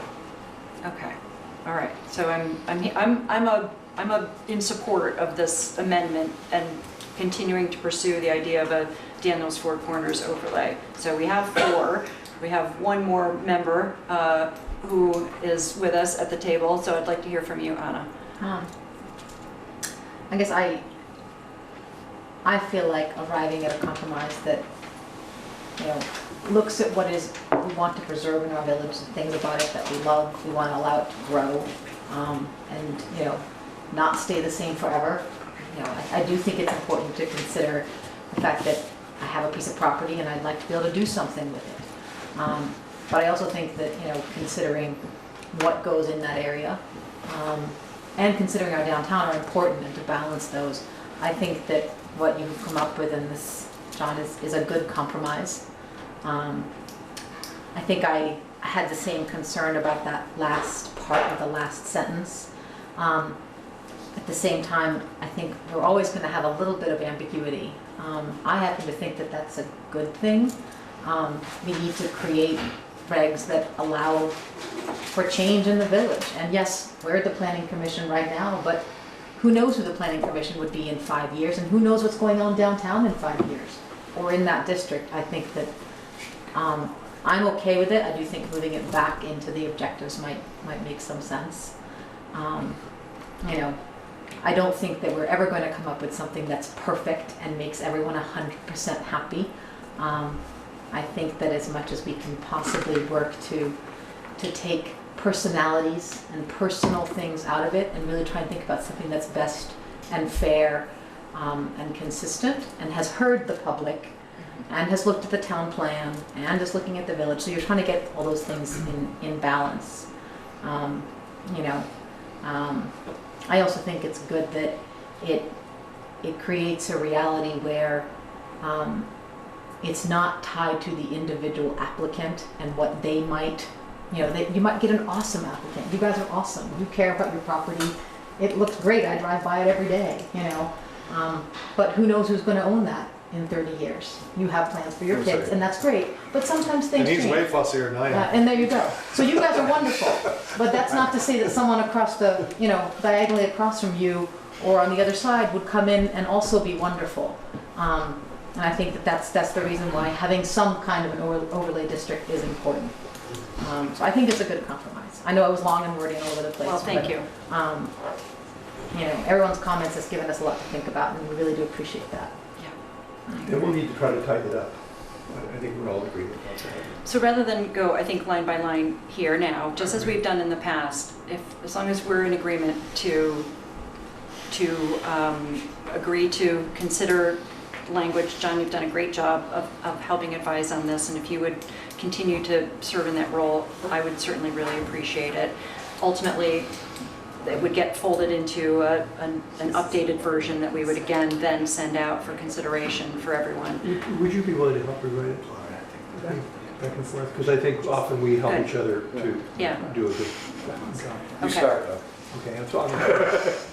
Okay. You got my emails, so- Okay, we're gonna, one more thing, and then we're gonna move on to another I'll be topic. quick, but I Okay. just want to put in another plug for clarifying what happens to an existing use, because I think that's very unclear. If, you know, what is the threshold that suddenly triggers the need to put in all the landscaping and the sidewalk and all that? And so I think if you are settling on this compromise, I I think we'd request some kind of exemption for an existing development. So if they wanted to bulldoze their site and make a completely different development, sure, you know, they should be treated the same way as the vacant properties across the street. But if it's adding a building or making some change to what's there, it just, I could see the zoning board making very different decisions, you know, having trouble deciding how to handle that. And can I just make sure I hear you? Yeah. That's very clear. So and you're referring specifically to existing uses being expanded. Right, or And- existing, you know, Right. existing development, so even if maybe there was some change in use of the buildings, you're maintaining what's there, because I think it's hard to insert these design standards into the existing buildings. Yes. You know, if you want to tear it down and build a drugstore or something, that would be the time to put in the whole panoply of landscaping and all that. But if you're just working with what's there, even if maybe it's some kind of change in use, if it's still the same development. And was that one of your main concerns before, Dave? Yeah. That, actually, thanks, that was very well focused, that's helpful. Thanks. Yeah. Okay. Okay, thank you. Okay, good? Good spot. Okay, all right. So we have, Jody, you brought up a topic last time that I think is important for us to come back to, which is the, and we have proposed to add in, oh, Bill's coming back, thank you. Welcome back, Bill. We'll let Bill back to the table. Pointing out in the village mixed zone, the necessity or the interest you had in having a sawmill noted as a use. And so I'd like to propose, and certainly Adam has proposed in the updated version, adding in conditional as for sawmill in the village mixed. Right. And while you guys are here, I just wanted to come to that. And now, have you reviewed the updated definition of sawmill? Because we expanded that tremendously. We have, and Mike Okay. has some thoughts. Okay. So I just want to make sure that when we use the word sawmill, and it's not, we expanded way beyond it. Bill worked very hard to make sure that we tried to add as much to that as we could, and not, you aren't just cutting boards anymore. It's not what sawmills do anymore. So. This is not updated since 2 weeks ago. No, This was that's what I'm part saying. of our- I just want to make sure part that. of our overall. Yeah, I looked at the version that was on the town website. Yes, and that's the one that we haven't changed it since. We've made a couple of changes that I'm pointing out to people here and to the audience that we're proposing to update based on input from the public hearing. And one was I think an oversight on our part related to sawmill in the village mixed, which is where your operation exists. Yes. And Mike had a few thoughts in regards to that. So, because So you let's- haven't had your actual deliberations yet over it, correct? No. So so- maybe hear from him first and then have your Okay. deliberations? Does that make I'm good with sense? that. Yes. I'll try and be super fast, Yes. but you can see already that's hard for me. So I just want to ask a question. Why is this area of town not C1 zone? Which area? The area where the Lathrop Forest It is products current come? mixed. It's currently zoned as mixed. Yeah, and I'm And we've- wondering why it's not a commercial one zoned area. Well, all right, let me go back in time. So currently it's zoned as mixed. Our Yeah. current mixed zone allows for a mixture of uses. We have continued that and expanded in our proposal for village mixed, expanded the area, certainly, and the number of uses. I can't speak for the planning commission, you know, Way in back. 2006. We never considered making that commercial. We considered that as continuing use and continuing that zone as, I mean, we tried to make as few changes to the zoning districts as we could, the zoning boundaries. We did expand and collapse certain, like the neighborhood commercial, we collapsed into village mixed. I think there was some minimal discussion on it. One of the biggest reasons why we wouldn't do that is immediate proximity to the downtown. When you look at the vision is to pull the commercial one step further out and have, in the commercial where it is, would be probably the main reason when we're looking at development. That's the next, there's residential within that, and it has been forever. But to open up all commercial uses there would be possibly going against what the plan and the vision was. And reducing the opportunity for residential development there was probably our main, I mean, I don't think we ever considered switching that from mixed to commercial to C1. What we were talking about was expanding the possibility of uses in that zone and expanding the zone as truly a mixed zone where one could develop business and one could develop residential as well. So proximity to the village is one thing I heard, that makes sense to me. That's the overall plan, whether it's that particular piece of property or even when we talk about the Bristol Works property, which is another piece of mixed right in the center of the village, we would never look at that as commercial either because of the same reason. Okay, and I guess proximity, if you look at it in 2 dimensions, I get you, but if you look at it in 3 dimensions, that property is a long way from the village. That's just an observation. And it's been historically heavy commercial use. It's been there for a long time. Absolutely. So, and if my understanding is correct, we've not reviewed all the history of your ordinance. At one time it was commercially zoned, and that this mixed village is a newer development. Well, we're working from a document that's, I mean, the current regs were approved in 2006. I can't speak to what it was zoned before that. And maybe that just points out the longevity of the Lathrop family in town. Sure. Like, that doesn't seem like Which very we long. recognize. Yeah. So okay. But you're aware, obviously, that anything that happens in that district, the C1 district, is that we might be concerned with is going to be subject to site plan review. But the operations in village mix, is that what you're saying? I'm still on the question of why could it not be zoned commercially? Oh. And I understand that would be a very disruptive and huge change, but it's an intellectual exercise I think we need to go through in order to understand where we are now. Okay, so commercial uses in use in a commercial district like this is going to be subject to the full range of site plan review criteria. Okay, sorry. This is getting way off track, but I'm appreciating this. I'm just appreciate it, but I just need to go there in order to help. If I can answer your questions, I will try. Or I can receive your input. I don't know that I can answer to a satisfactory level off the top of my Would you head. prefer me to give this to you in written form after the hearing? Well, this is it's not a hearing. After the meeting. Yes, that would help. But I do appreciate the input. I mean, it's a completely different tack at this moment for From what sounds like. From the issue that Jody raised at the last. No. But for you to. She's Because intended to respond to that issue. But for you to, She intends to respond to that issue.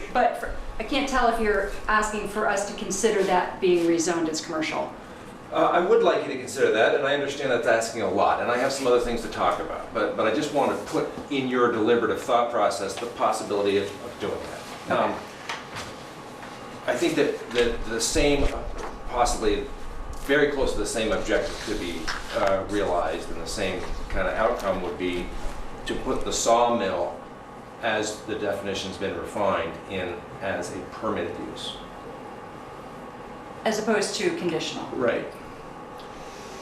And I understand that when you take it out of conditional use, then there's much less neighbor interaction with a proposal.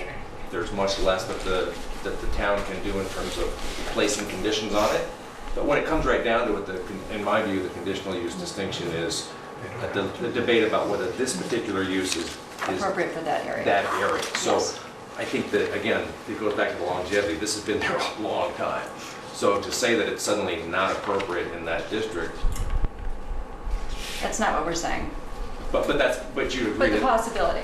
but you agree that's an important distinction between a permitted and a conditional use. So that would be a proposed change that we'd like to see. And change the table for you so it's easy to see. And I also have a slightly revised definition of light industry and sawmill. And you don't need to look at this now, but there's not many changes. I think sawmill, it looks like you're sort of sidling up to including sawmill as a class 3 light industrial use. If I'm reading between the lines correctly. And so I would argue maybe just throw it right in there explicitly and say a sawmill is a light industrial use.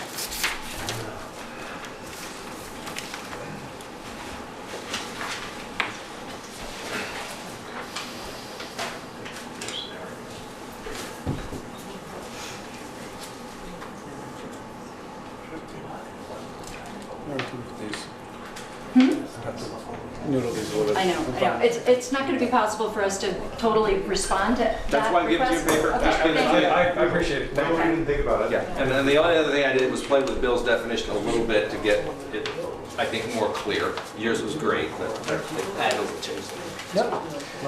So a request to consider the zone as C1, request to consider sawmill as permitted, not conditional. Yes. And a request for us to consider your suggestions related to the definitions. Yeah, and my last comment and observation that in the commercial district, you have sawmill permitted there. Right. So if this is a mix of commercial and residential uses, I think there's some basis for saying, well, it's permitted in commercial, maybe it should be permitted here as well. Good, thank you. Okay, thank you. Okay, all right, good? Can we keep going? Yes. Okay. Any other input from the audience? From the audience Yeah, I don't know if anyone wants to- on that? So I started with sawmill in Village Mix Yes. as commercial. Got it. That's it for right now. That's where. Okay, okay. I'm Did I good. really, Okay. did it really take it that far? I feel I didn't mean to. No, that's I okay. apologize. That's okay. That's We're okay. Okay, good? Yes. Okay, Put my feet up. okay. All right, I'm gonna keep going. Yeah, Okay, all right.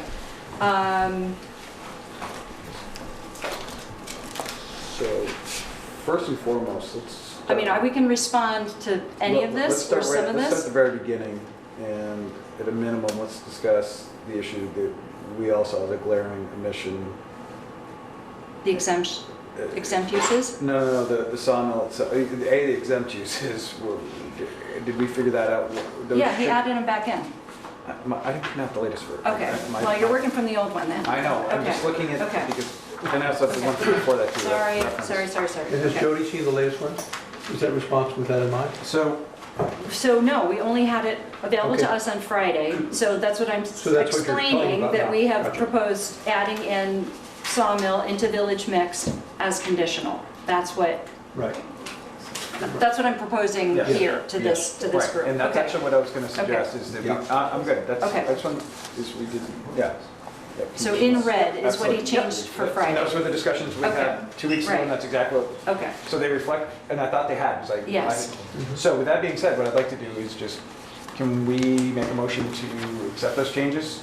yes, yes. That's where I'm going with that. I'd like to. Yes, so let's talk about, so wait a minute, so before we do that, what I wanted to do is talk about what I would consider more substantive topics. I don't think, listing the E is necessarily substantive, if that's okay. I just want to make sure that we go through a couple of different other topics and then maybe look at it as a whole. I was gonna say, just, that was a quick, easy one, we knock it out. Okay, do you agree? Yeah, that's my point. Do you agree? Do you agree? Yes, yes, okay. What's the question? Which is adding the E as exempt into, For the farm, into the Okay. village mix, and back, yeah, just Okay. adding, finishing out exempt, and that's, okay. I mean, I don't, what I'm, all right, so I want to just keep focusing on the I big don't, stuff. this is what we were talking Got about, it. that's why I was like, let's just knock out these. Okay. Okay, so, the other, let me see, let me just keep track, I'm keeping track of my stuff here. We still have quite a bit to do, frankly. We had, at the last meeting, discussed input that we got related to extraction from Peaker. And we've talked about, and we talked about at that meeting, and we had 5 of us there in order to proceed with language that would, I don't know if you saw it or not. I read the minutes. Okay. We hadn't yet talked about the language, the exact language, but specifically items 5 and 6, hold on, let me find the spot so I can speak to it specifically. So extraction is section 605. 605, thank you. Okay, hang on, bear with me. Okay. So 605. And Peaker asked specifically if we would consider changes to items 5 and 6 related to the the current, we didn't recommend any changes to the zoning, to the regulations related to extraction, but Peter brought to our attention the possibility of considering the 200-foot setback in number 5 and the 300-foot setback for machinery in item number 6. Okay, so does anybody need us to, do we need to talk about the exact language? I want to make sure that we captured, I think we did capture what we agreed to at the last meeting, which was essentially to add in the possibility that with neighboring property owner written agreement to reduce those setbacks during active operation. Did you see the new language? No, but I take your word. Okay. What was the issue with that? This is the new language, right? So Peter was saying that. I know, but what was the issue? What was the issue with the? Where did I read something? There was an issue about What? getting the permission of an adjoining landowner. Eric's So- comment was that no other, So I doesn't say Eric, the zoning administrator's comment was that no other So Use. use allowed. Doesn't really happen in any other situation. Right, no other use allowed for that kind of condition. My argument to that would be that no other use says that you've got to stay 200 feet from your property line. I mean, I can hire the Lathrops to come in and cut my logs right up to the tree that's marked with your property line on it. And that's okay, but yet I can't take another natural resource. I have to leave 200 feet, a 200 feet buffer between me and you, which I think is a bit much. And in certain cases, definitely in the case in my current operation, we go right to the property line and end up with the property all pitching one way and green grass when we're done, as opposed to leaving a 200-foot wide hump down the property line. Right. So Peter, our language is, however, the ZBA may reduce this setback by any amount down to the minimum setback allowed within that zoning district the extraction is located, if the neighboring property owner benefited by this provision provides the applicant with a written agreement to waive all or a portion of the increased setback. I think that at least opens the door to get rid of that 200 feet. Right. And that's all I was asking for. Right, for an active operation. Yeah. Okay. it's good here? Okay? Okay, Yep. good, okay. I just want to make sure we touch on these biggies, and then we can go back to the not biggies. I didn't mean to suggest that E was not a biggie, but I just want to make sure we touch on those biggest ones. Number 6 was just to make sure it didn't conflict, because you had Right. 200 and 300 feet in there, and Right. you added the word 300 feet for crushing equipment. So Right. Yes, I would, We added the same verbiage, correct? yes. The exact same verbiage to both, because again, it's situational. The adjacent landowner may be residential, and yeah, you're gonna stick to 300 feet, but if you're butting up to, you're not even going to be close to 300 feet if the neighbor is that close. Like I I know. said, with Act 250's noise restrictions, you're not going to have an operation. right, Right. so. We made them the same because it made more sense, consistency was. It just was looking for that statement to be consistent. That's all. Okay. Jody had a question or input about vehicles. Yeah, and then when I went back and compared it to the original regulations, basically, I think you left it exactly the same. We just didn't Exactly. realize it was even in there, which Yes. is kind of Most people bizarre. don't. Well, because again, we've been there 75 years, so Yes. we were there pre-zoning. Right.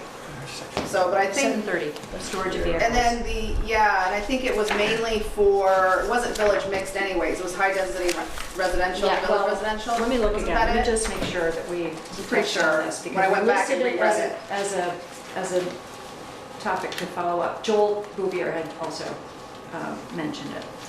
Yeah, because he would be in, HDR. HDR. Yeah. Yeah, it's HDR village. yeah. residential, RC, and village. Right, so since 2 weeks Yeah. ago, we have suggested eliminating village mix, but keeping the high-density residential and village residential. I think the reason why it stood out so much compared to the old bylaw that was there before is because the format has changed so much. Right. You know what I mean? It was Right. like, oh, I never knew that was Yeah, there. everyone's When I read went the back and document for reread the it, first time, believe me. Yeah, that's why it was so shocking. Before it felt like a footnote, now it feels like it's part of the document. Yeah, exactly. Okay, Yeah, so we're just so fine you with know, that. okay, Yeah. good, all right, So if so. my neighbors don't complain, I can still take my truck home.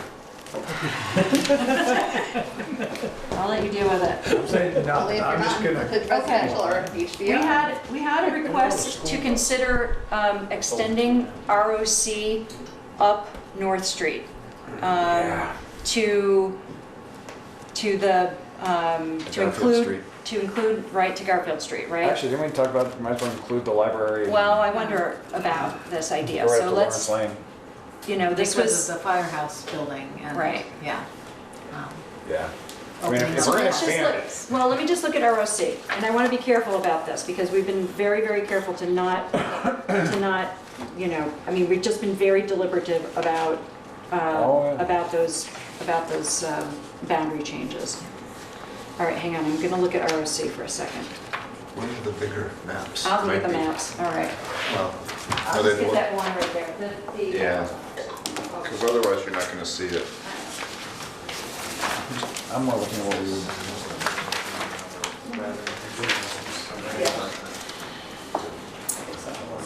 Now, the, November 1st, Oh, yeah. So this is the ROC, Yeah, so you'd so I extend want the to- orange. yeah. But I want to make sure that we have a good reason to do it, and we're doing it for the right reason, if we talk about doing it. So what are the uses in ROC that we have proposed? And let's just remind ourselves of that area. You know, we expanded ROC, right, because we absorbed, sorry, Village, yeah. hold on, I have this really great description in my overall. The neighborhood commercial basically got Yes. absorbed into the ROC Yeah. or the block commercial. Yes, yeah. Or the village business district. Yeah, so we absorbed neighborhood commercial. So you remember ROC, anybody looking? Anybody care? Okay. Around the village business. So at this point, it extends, it includes up to a portion of, it's not quite to almost home, it's within the co-housing. It's, what's the big house, the peak? The Peak House? The one with the, The northernmost house? Yes. It's the Peak House. yes. You'll remember that property, the three properties are in 3 different zones currently. So ROC on the east side of North Street currently goes sort of right up into that Peak House property. And then it becomes high-density residential. So the next one would be, there's a residential house there, Yep. and then on the corner is that long time. Almost home. It's the almost home building. It's the market. It's the old Bristol Market. And so in high-density residential, we don't currently or proposed allow for, It's really offices is what we, right. when I'm looking at the We uses. proposed, you know, dwellings, obviously, in high-density residential, dwellings, home occupation, group home, family child care, accessory use, educational facility, place of worship, community center, club, B&B, inn and guest facility, nature preserve, conditional dwelling, multifamily, boarding house, retirement community, daycare facility. It basically doesn't include any of the current use. I have an opinion. Okay, My opinion is we should not rezone it. There is an existing use, it's well established, it fits in well there. There are residences next to it and all the way down to the intersection. I think that we don't want to encourage other commercial development on that road, on one of our main residential roads in What's town. gonna happen with the firehouse? Yeah, and I look at, that's the one piece I'm looking at is the current Well, the fire. request, the input from the public hearing was to go as far as Garfield Street. Yeah, I mean, certainly I understand it that. opens the conversation, but, okay, I understand all that. right, got it. All right. Let me hear from others on this topic, who feel strongly one way or another. If we expand it currently to Garfield Street, the only real property that's impacted is the one residential property between the existing Peak property and the existing Almost Home property. Because Would it be just the front-facing properties? Like, so for instance, we would fill in, I mean, not right on this. So it would fill in that rest of that, you know, the Peak House property, that then- one residence, and then that Right. one piece there, so bring it down, bring the line down. And the reason why I say that is that Be really careful not to do this. the co-housing project Yeah, is already under, yes, PUD, yeah, so that, we already know what that's gonna be. yes, yes, yes, yes, We aren't gonna change that. right. So you're saying it comes down to one house? It's one property that would be affected if we did that. That's If we- true. if we- One residential One property. residential property. It is an apartment house. It, Almost It is an home. apartment Yeah. house. It's not a single family dwelling.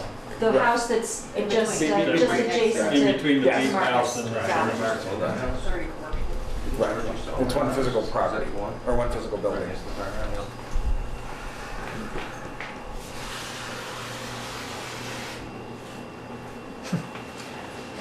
Actually, that screws them over if we do that.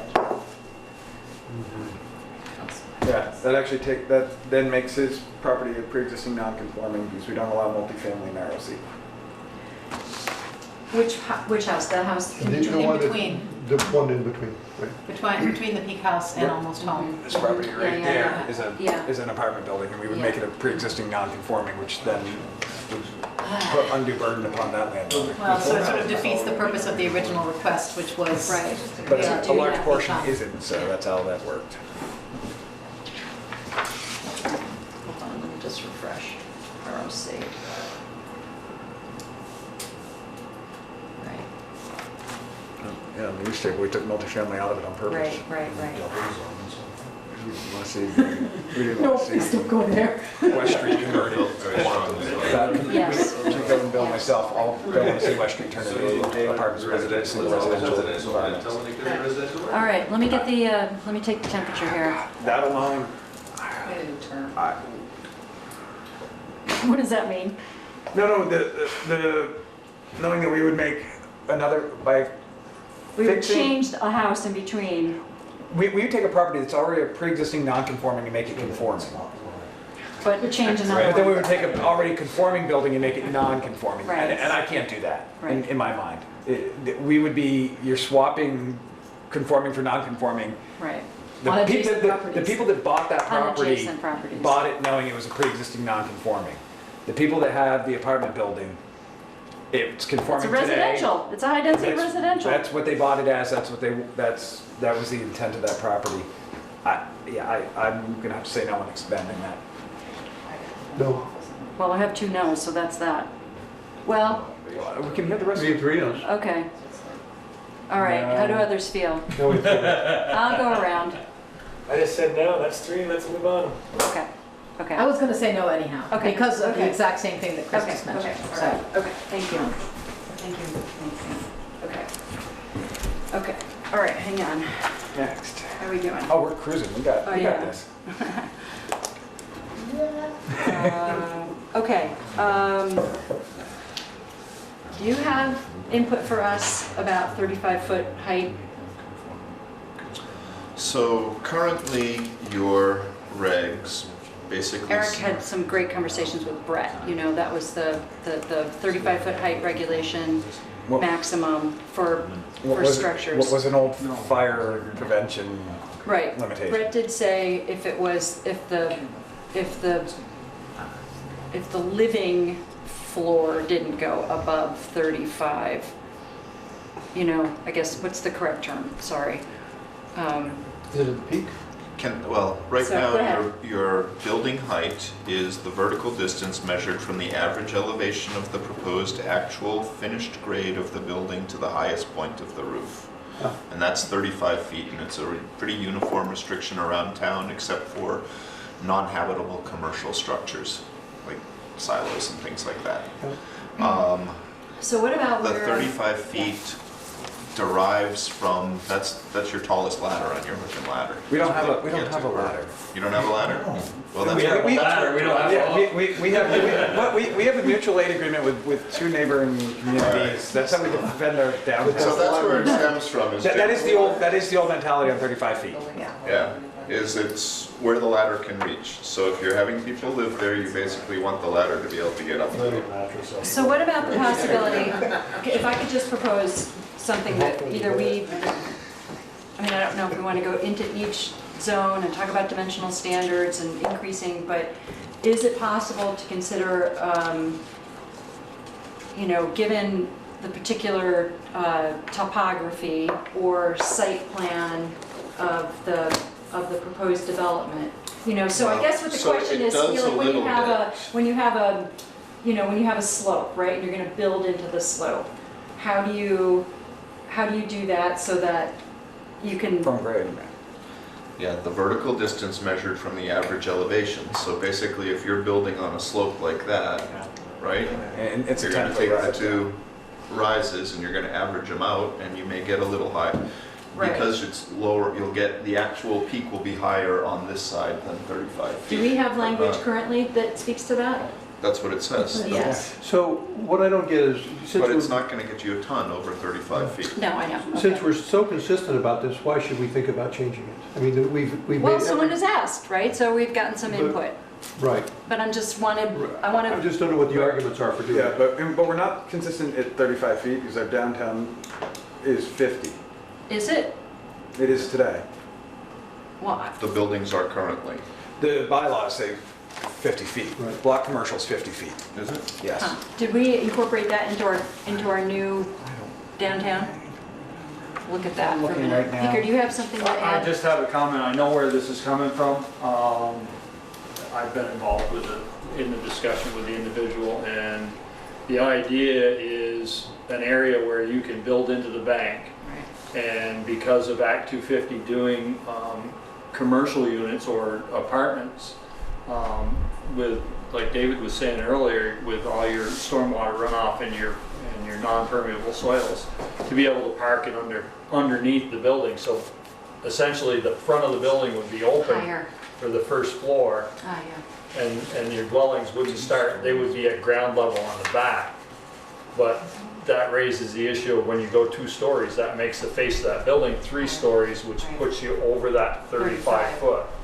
And I think, So that's why I'm suggesting that, is it possible to add language that, that depending on the topography or the site plan of the proposal, that would be, I think that would be one way around it if you chose to go that route. right? If you chose to allow that. And there again, it's a matter of getting these vehicles from being out in the open, Yes. undercover, and utilizing the land to the best advantage, Yes. dependent on the topography, because you're not gonna do it on just any site. You're not gonna do it anywhere here in the village. we had. So, That alone we need.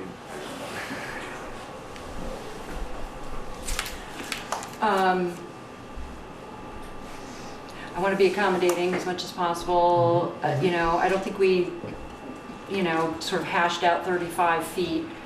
It appears in our current regs, except for the downtown area. Yeah, and we actually changed it in the updated one. I Yeah. don't know if that was intentional or not. Yes, okay.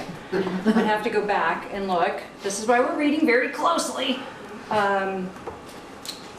Because of the height that already exists. And what the, I mean, one of the things Yes, is if what our there wasn't a intention compelling, is. if there wasn't a compelling reason to change the standard, don't change it. Right. Right, that's what we said. I don't know how high the existing buildings are. They're tall. This one's very tall. All right, I don't want to get stalled Yeah, here too no. long, but I do want to, I mean, is it possible to, incorporate this idea of site plan, but where would we put that? I don't necessarily want to go into every single zone, into the dimensional standards and add So I that. might be able to take the 35 foot and basically hit the habitable floor. Right, So as opposed to measuring it from the highest peak Yeah. of the roof, I measure it to the floor. Right. Basically, so you That can was, get that was the, gonna be my right. suggestion. I think that's what Eric and Brett have talked But about. should we also set Oh. up, sorry, I was. What zones does this apply to? all of them. It So would apply to there's all of another them. issue, which is there are a lot of regulations Potentially all about of them. setbacks and ratio of buildings to property that are meant to, certainly in the village, maintain a consistent Pattern. traditional impact such as we've had for so long. And so I just don't know Right. whether this is, in trying to deal with one problem, getting rid of some other goals that have been tried to, that the plans have been trying to achieve for a long time. That's why I don't want to rush into it. Right, so I guess I'm suggesting to keep the 35, but to add clarifying To language. potentially change the height so that it goes to the Base. highest floor. Well, The entrance to just the- means they can be entrance to higher the if you have highest the highest floor. floor Right. higher and have something underneath it. So we're That's asking what over that, do that's what we we've done. set that first level, the uninhabitable first level, i.e. the parking space? Do we set some sort of, because, do you want to set that at 10 feet max or any type of limitation there, or do you, I mean, not that anyone would want to build it 30 feet high, but if, I don't live in it, it's just my storage bin, and then my house on top of it. That's the only thing I would be afraid of. I This know. seems to me a big change. Maybe we could talk about, maybe we can think about it and talk about it. I'm All right. uncomfortable with it because it Okay. seems to me to undermine many, many decisions we've made. Okay, along the way. well, it's been sort of out there for a while. It didn't just come up 2 weeks ago, so we do, Right, but the things that enforce another limitation have been Yeah. up there longer than that. Yep, Like yep, decades. got it, okay. Anybody I think, else have you strong know, feelings a about simple 35 way- feet? A simple way around it would be to go to 3 stories and limit the height of those stories. All it's gonna do is allow your roof to go over it, and there are a number of 3-story buildings throughout the village. You know, all the way up North Street, there are 3-story buildings. I know over on Munsell Avenue, Taylor Avenue, there's 3-story buildings. Which are all over 35? Yes. So if you went with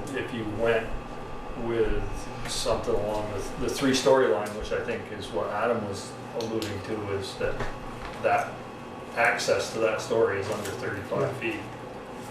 Access to that 3rd story has to be under 35 feet. That would eliminate what Chris was worried about with a 30-foot basement ladders. and then 2 more stories on top of it. Right. Just a suggestion. Yeah, no, it's a good suggestion if we want to solve it in this direction. It's a big change, in my opinion. Okay, are you gonna think about some ideas? All right, so we will come back to this. Good. All right. Can you also just note that just to figure out why we changed block, Right. The Just an village oversight. business, I think we made them all 35 feet. I Like think the we made global it search and- consistently yeah. 35 feet throughout town. So even in village business? it's everywhere. I know it is, I just But I wonder wonder why if we we did it. intended to do that. I don't know the answer. Okay, all right, So all that's right, what all I, right, you all can right, just all check right, your got it, minutes and so I see if have we had that that. discussion, but thank you. All right, so We got left. we talked about the elimination of a reference to chain stores in retail 1 through 3. I think that's an easy and probably necessary. All right, 20 minutes. We did all our big ones. So we could, are there any Any- Were there any other changes in the draft that we circulated for this meeting that responded to things that you feel we should talk about? Right. So we tried to pull out the big ones and make sure we had a conversation about them where we thought there were substantial changes. What I deemed insubstantial changes, pretty easy ones to make. I did it in a track change so that You can see you it. all have them and can see them. But I didn't want to talk about every one unless somebody felt there was a need to talk about every one. Nope. So And that's what I'm opening it up for now. So the big things we talked about and sort of set aside, we're going to pick up again. Yeah, next- in 2 weeks, we're gonna look at another, next we're gonna look at another draft. Yeah. We will meet again in 2 weeks, and I think we'll still have time Sure. to convey the document to the select board. Yeah. I think we will. Well, at least We'll have some. we'll have something getting My there. my revised draft for you. Bill, are you looking Take it at the back. document? Are you going through it and looking for anything that might, I am, but I haven't found anything that commands our attention. okay, so you see Adam's notes on the right-hand side, because in some cases, he recommends no change. You know, they're either a topic that has come up, and he recommends no change, and I just want to either point those out or remind people that those are, I'm not calling them not substantive, but I think we've focused tonight already on the biggest things The most important. and received more input for us to consider. Got some new ideas to consider tonight. But I want to make sure there isn't, I want to know if there's anything else that we should talk about here while we still have the possibility of influencing change, which I'm thinking there's going to be less and less of, but I hope we're getting there. I think we're advancing.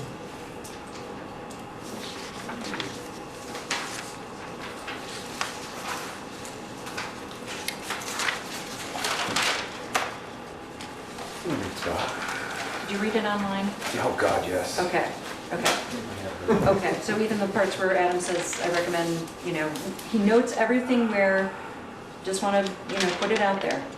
we responded to every comment. Some of them, Right. We've noted every comment. Some are literally, you know, questions. noted. Yes.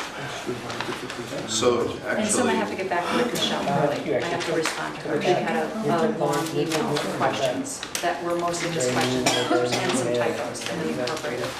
I just went back over my notes from last meeting. I didn't have anything else written down that was substantive. All right, Adam, do you have anything? the only other thing I have is the definition of an in-guest facility. Oh, okay. So Right. I forgot about that. Carol Wells asked us if we would consider eliminating the owner-manager residence requirement in an inn or guest facility, not because that's an issue for them, but she feels it would be a deterrent to others who may want to develop inn or B&B or guest facilities who may not be on site. And I reminded her of our interest in not having essentially absentee inn owners. You got it. I don't know that you can enforce, you know, someone living on site, and whether it's most of the time, half the time, all of the time. Anyway, I just wanted to put it out. Thank you for reminding us of that. Can you guys look at that for a sec? So, given the fact that they have raised the issue, if we change that, what would we lose? And what are the, I'm trying to reconstruct why we didn't think that was a good idea. I think we were concerned about, you know, that that someone would shift something like an inn or a guest facility without someone, an owner or a manager living on site could have the this is my memory of our conversation about this ages ago, could have the potential to shift to transient housing, I guess is not a great way to describe it, but, without speaking about something in an illegal way, I want to make sure that, there is a concern about that.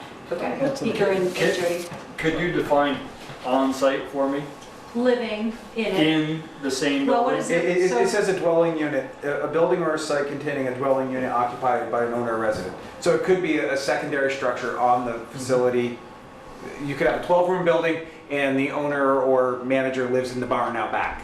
Okay, so I've got a unique question, I guess. I've got an apartment house that I have an apartment that's empty. This is about inn or guest house. Yeah, okay, go ahead. Let me get there. Yeah, okay. You want to Airbnb it out? Yep.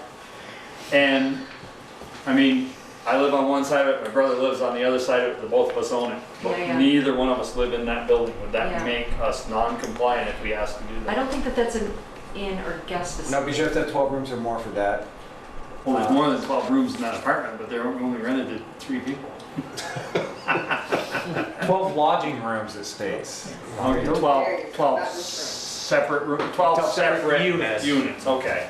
All right, thank There's you. something smaller. Yeah. Jody, do you have any? That's all I was gonna Okay. say, but it's Okay. lodging Right, rooms. Yeah. You're missing a word. right. So what's the? I mean, I don't know that I mean, I'm losing my steam here, so forgive me. You're asking about potential concerns if there isn't an owner or a manager on site Right. at, yeah, Right. B&B guest. Right, so someone has brought it up. We talked about it specifically probably 2 years ago. Yeah. And when we drafted And the the, worry is sort of absentee owners, yeah, not the next door neighbor, but it is specific. Right, because the difference between the B&B and the inn is 6 to 12 guests. Yes, okay. So it's that sort of. And that B&B has the requirement for on-site, or it implies it, or, It's located on owner-occupied, single-family residential property which provides more than 6 rooms for occupancy by transient guests. For Actually, compensation, which serves meals only to overnight guests and is not to the general public. and then inn and guest facility. I gotta find that one again. Is a building or site containing a dwelling unit occupied by an owner or resident manager for which not more than 12 lodging rooms are offered to transient guests for compensation from which meals may be served to guests and the general public. Okay. So it's really between An inn and or a guest facility. I mean, we got, a B&B versus a motel. I mean, Right. it's really what we're talking the difference of. Right. And we thought about this really hard. I mean, we've seen too many, I mean, you drive up and down Route 7, and this is where we discussed this, of the old motels that were flourishing up until the 70s that are now derelict. They've been converted into efficiency apartments, and where the owner probably really doesn't care.